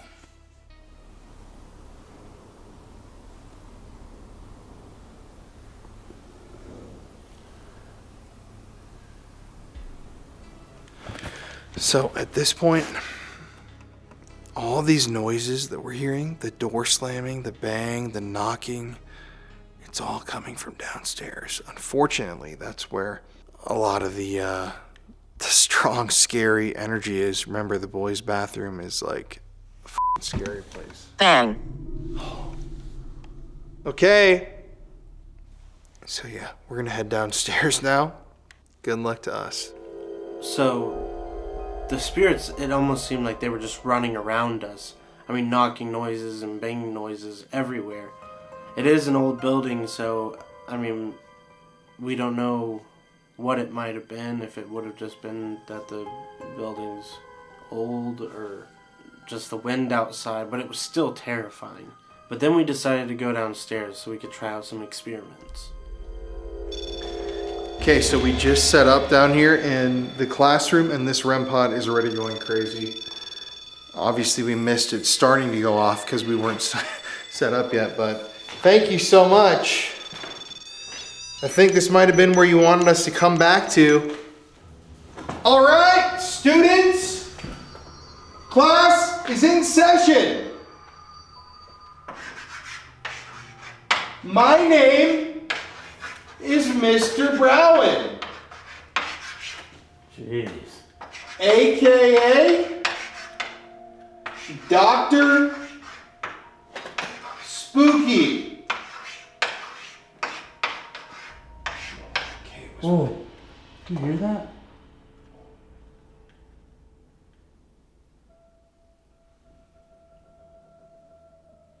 Today, we're going to be learning about history. History can be fun, students, if you let it be fun. I swear I just heard a woman's voice.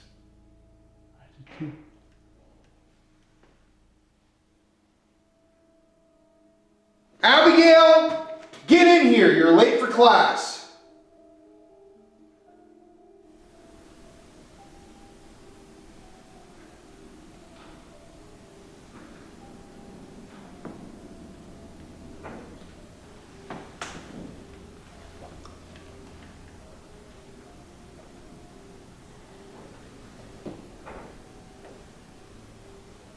Dude, those are the sounds of desks creaking.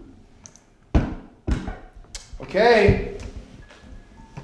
I'm going to turn on the spirit box now and see if we can hear their responses to my questions. Dr. Spooky kind of messed up here. Today is not a history day. Today is, I'm sorry,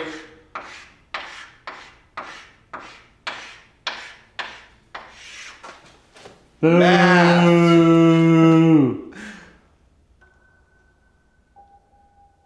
Jimmy, get in here. You're late for class.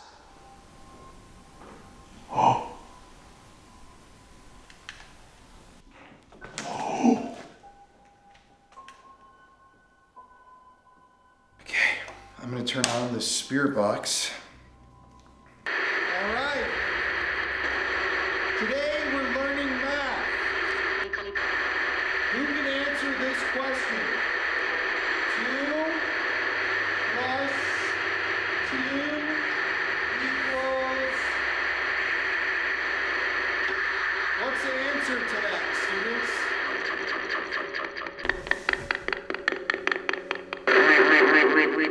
All right. You. 4. 8. No, it's not 8, students. It's...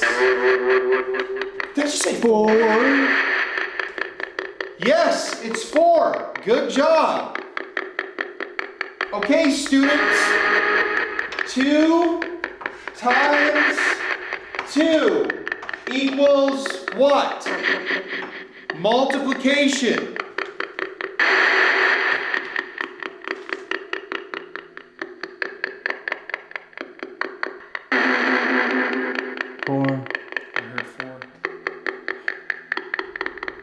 I'm gonna ask one more question. What is 4 plus 4?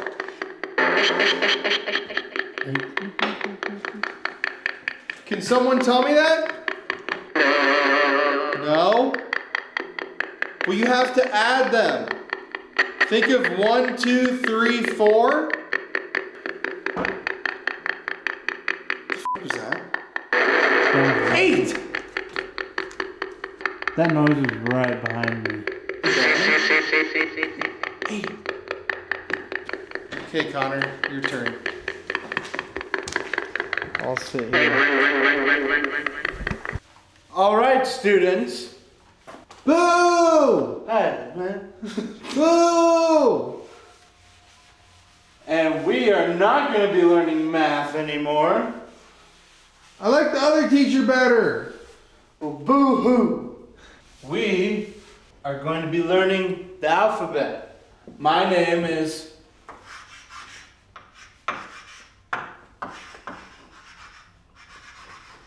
Mr. Connor. Today we're going to be learning our ABCs. All right.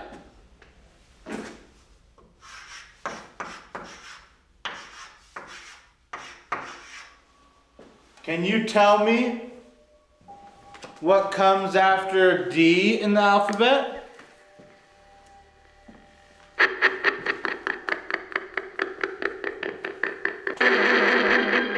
I swear I heard E. I know. That's correct. I just said F. Can you tell me what comes after F in the alphabet? Mr. Connor! Mr. Connor! Mr. Connor! Yes, dumbass. It's Z! No. And if you answer badly again, you're going to detention. No! After F is G.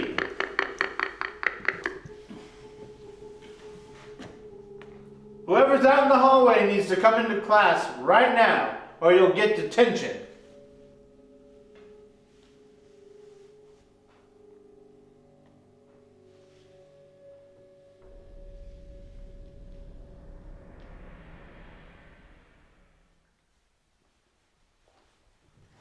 Oh!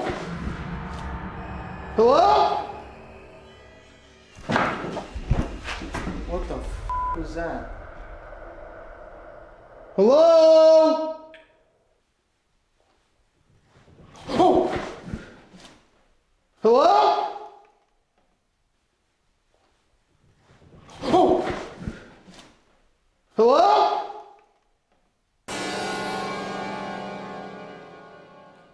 What the f? Did someone break in here? I'm serious. I don't have a light on mine. Hello? Ooh. Again, upstairs. What the f was that?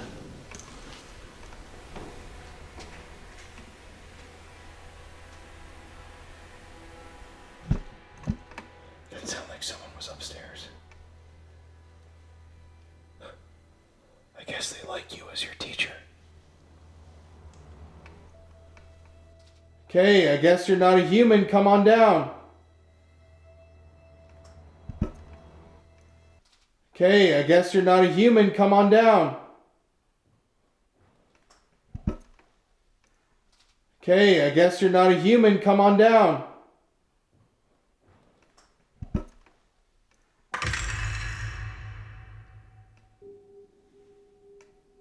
Hey everybody, it's Colin here. Thank you for watching today's video. Hello to all the new subscribers and hello to the rest of our beautiful, wonderful spooky family. As you know, every single week here on the channel, we give away a free gift bag to one lucky viewer of the show. And this week, to enter the contest, all you have to do is like today's video, like smash that like button, and comment That place is dangerous. in the comments section below. I'm going to give you all 10 seconds to do this now.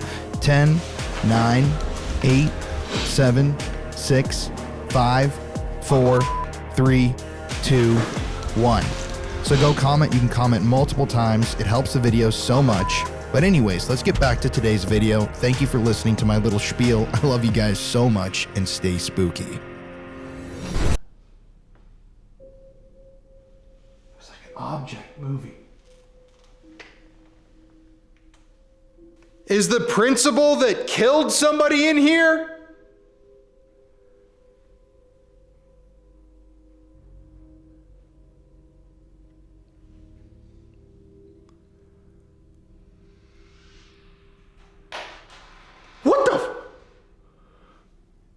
Was that you?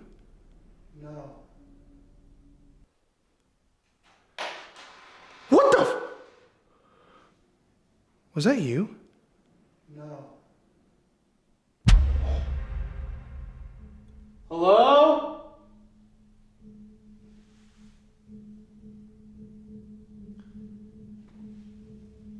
I did not expect this to feel like this. Okay, students, we're gonna ask you some questions. Both of your teachers, Dr. Spooky. And Mr. Shannon. Oh, Mr. Connor. Mr. Connor. We're gonna ask you some math questions. Please solve them. What is 1 plus 1? Can you tell me what 4 minus 2 is?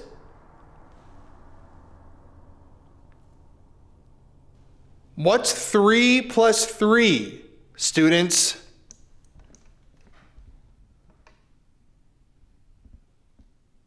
You guys are gonna have detention if you don't quiet down. Or speak up.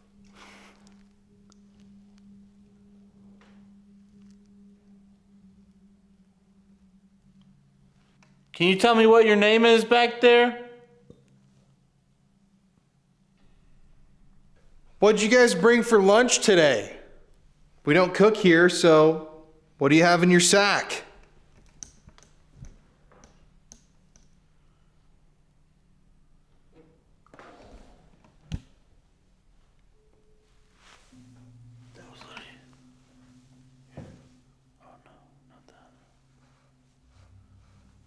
Can you tell me who your favorite teacher is?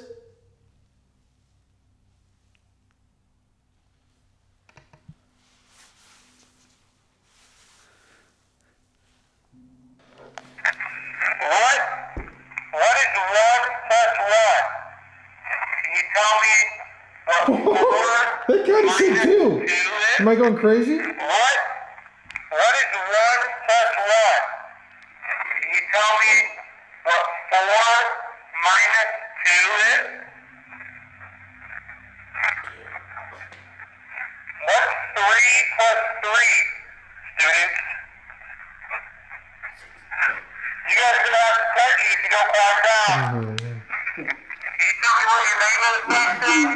Can you tell me what 4 minus 2 is? What's 3 plus 3, students? You guys are gonna have to touch you if you don't calm down. Can you tell me what your name is back there? What'd you guys bring for lunch today? We don't cook here, so what do you have in your sack? Can you tell me who your favorite teacher is?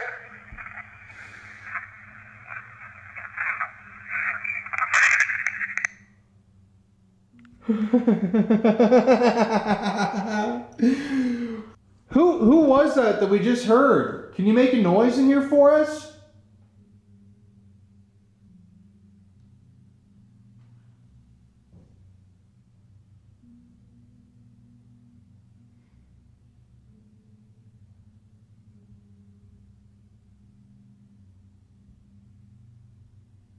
Dude, it's so fucking quiet now. I know.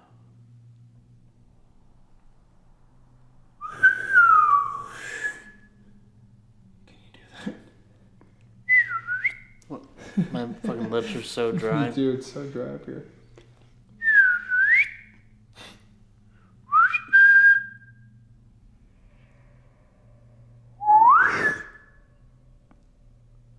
Marco!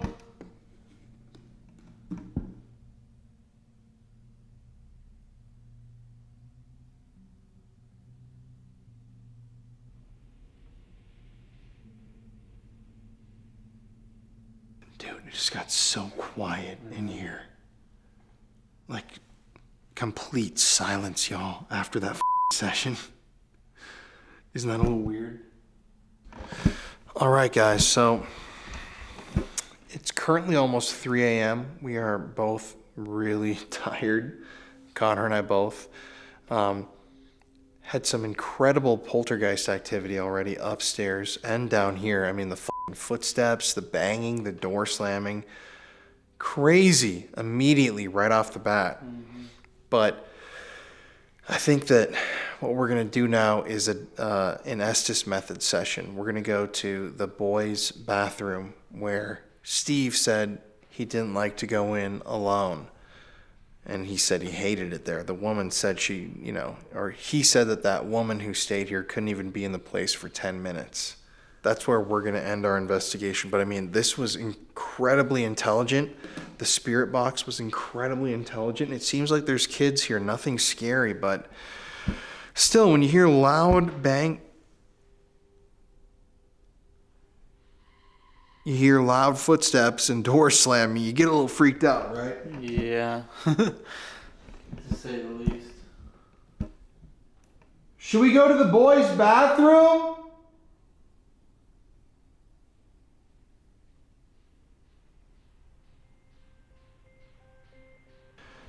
Okay, let's do this. So obviously, talking to the spirits of school children and high schoolers, teachers was fun. Connor and I were laughing. We were trying to do lessons and see if doing that would up the activity, and it did. I mean, there was so much activity that we were recording, and it really seemed like the spirits were intelligent.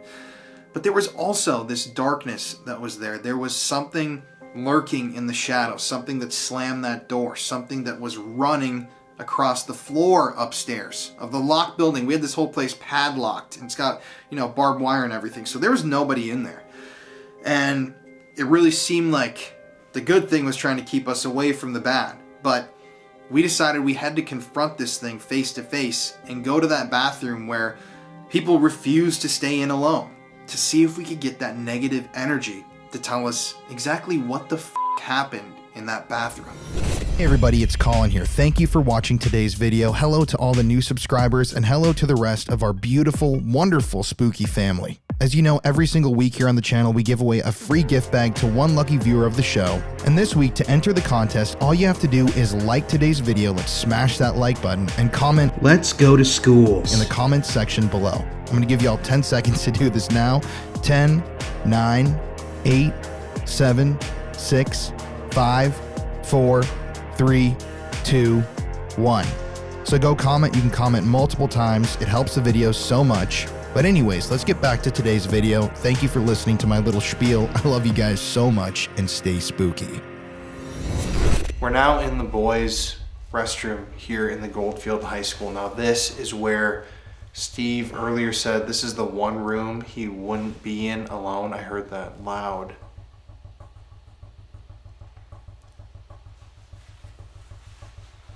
He also said that this is where that woman said she was going to spend the night, and she left after, I think, 10 minutes, an hour. I mean, basically all of her gear. All of her stuff. She wouldn't come back till morning. So there's something negative in this room, and nobody really knows what it is. But that's what we're here right now to try and find out. So this is the real Chamber of Secrets. I'm on the commode, baby, the porcelain throne. Hopefully I'll channel the spirit of someone who has to take a shit. That's Mommy Myrtle. Yeah, right. Also, guys, I gotta add, Nevada is f***ing dry as shit. Anyone who lives here in the state, I empathize with you because my lips are bleeding. I can taste the blood in my mouth just from being here a couple days. Buzz. All right. Want to reintroduce myself down here. My name's Connor. The guy with the headphones on, this is Colin. Dictionary. We're wanting to talk to whoever's... He hurt me. Whoever's been... This is secret. So I hurt him. He hurt me, so I hurt him. So, why is the entity that's in this bathroom messing with so many people? Nicole. Ugh, I'm getting already immediately rape, I heard, and he touched me. I don't like that, man. You're an idiot! Did someone touch you? Breathe slow. Did you get assaulted in this bathroom?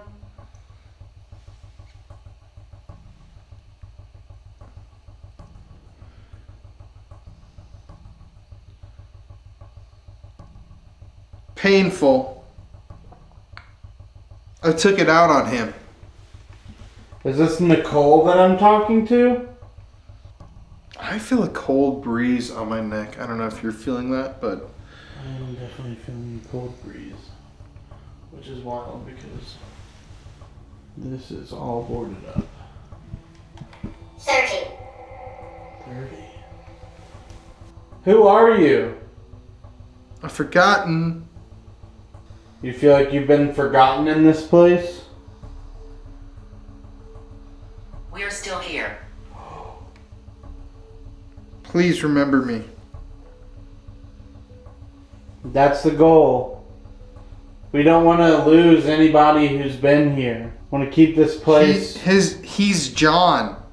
They're restoring this place so it will be remembered and not lost in Please history. don't go.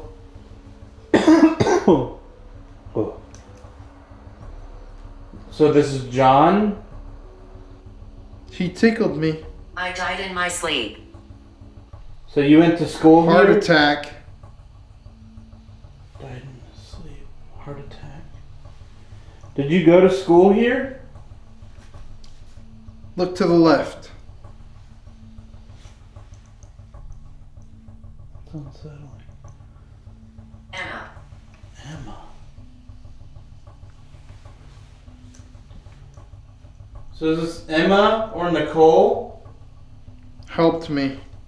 Did Emma help you? My only friend. So Emma and Nicole were I'm friends? getting tired.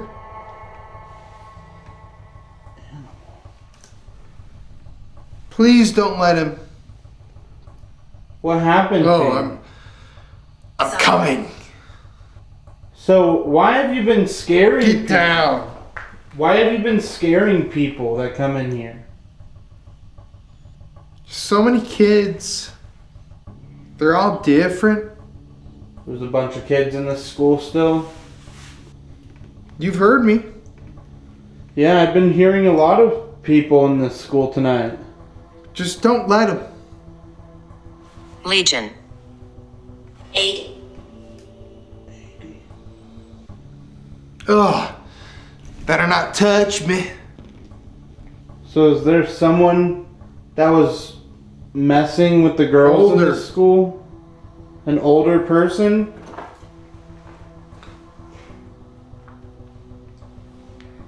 Billy.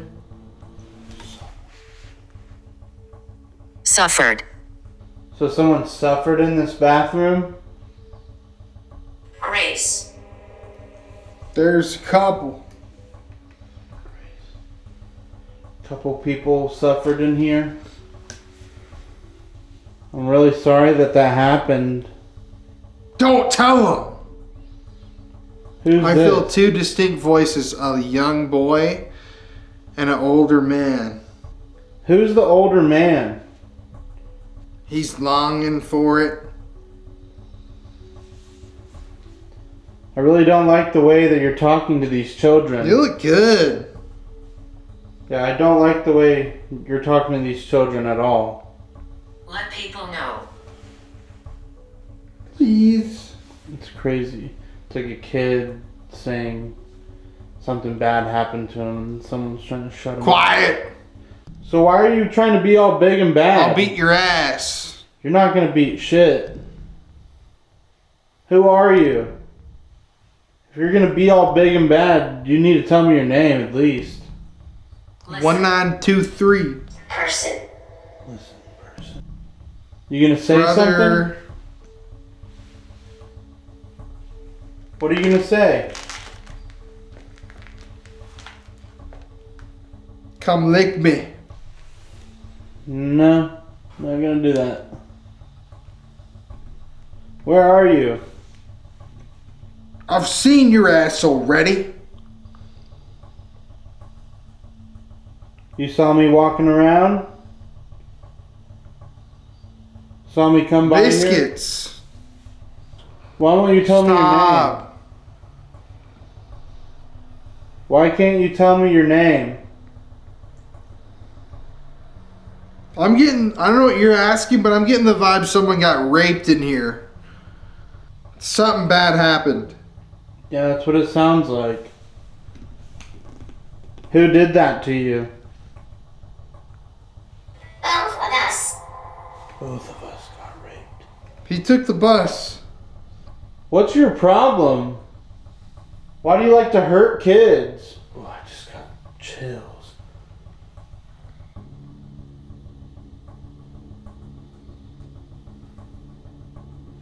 Yeah. Easy. You I'm do, dead now. Don't care. you do it because it's easy? Mm-hmm. I feel like that's a really pussy move of you. Quiet. I just got full body chills. You gonna try to do something to scare me? Want to touch?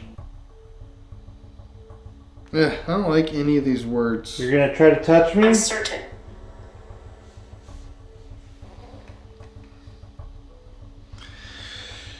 You'll hear me.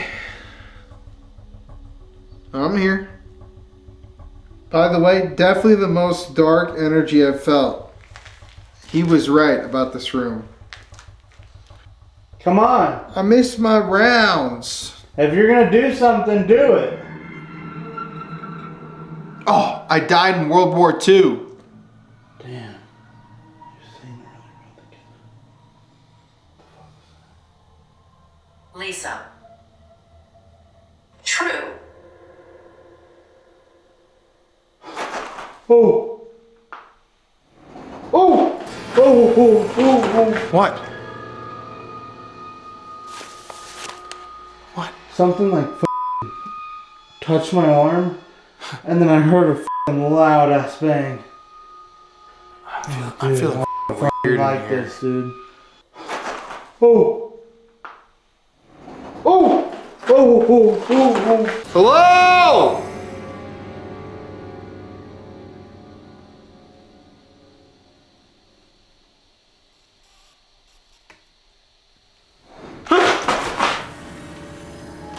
Bro, that's what I'm talking about. Oh.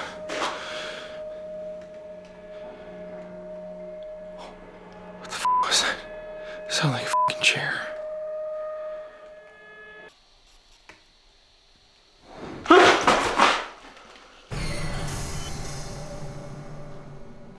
God, what the fuck?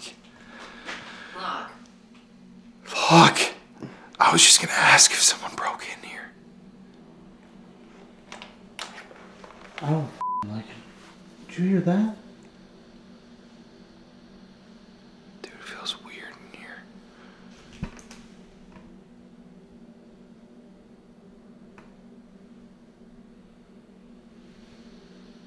Resource. I want to get out, dude. It got really weird all of a sudden.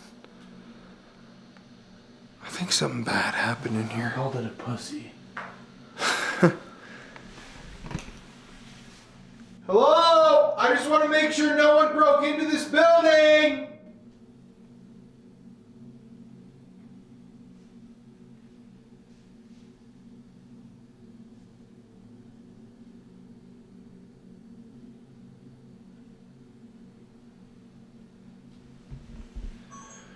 What'd you hear? Bang? Well, it was like, I was calling it out because I feel like it was someone got like raped or molested. So I was feeling. And I was like, calling it out. I'm like, why'd you do it? Like, why are you doing that to children? It was easy. I was like, that's a really pussy move. And then it started going on and on. And then I was like, you gonna make yourself known or what? And it was like someone went, Do that again? and then I heard like, Really? also very scary. Fucking like that shit. Alright, well, you wanna pack up? I'm feeling a little weird. I don't fucking like this, right? Okay. This whole building didn't feel like this. God, this is wrapped around my pump. 3 spirits. What the hell? All night it's gone down. Okay, if you feel weird.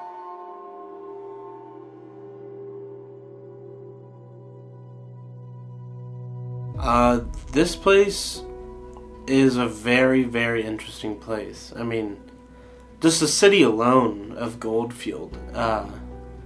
It was a booming town at one point, and now it's almost abandoned, pretty much. The whole city. I mean, I think there's maybe less than 1,000 people for sure that live there.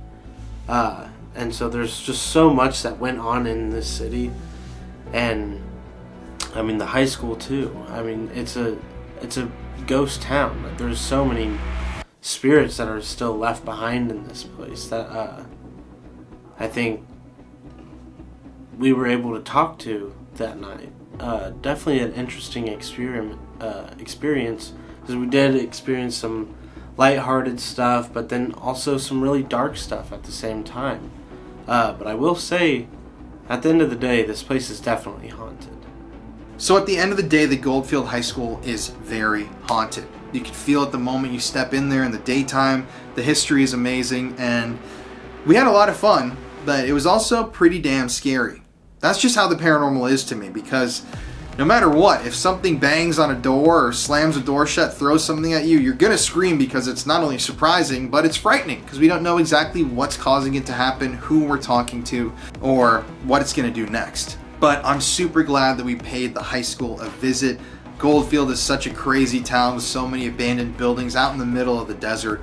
It really was fun to shoot this one, and I can't thank you all enough for joining us for another paranormal adventure. But yeah, next week's video is a crazy great video.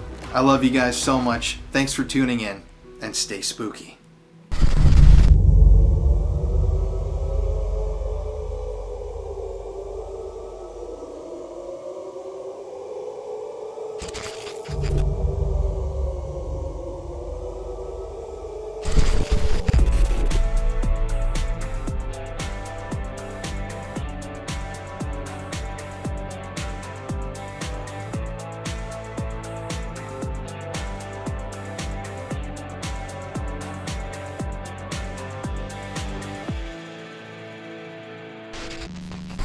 Hello.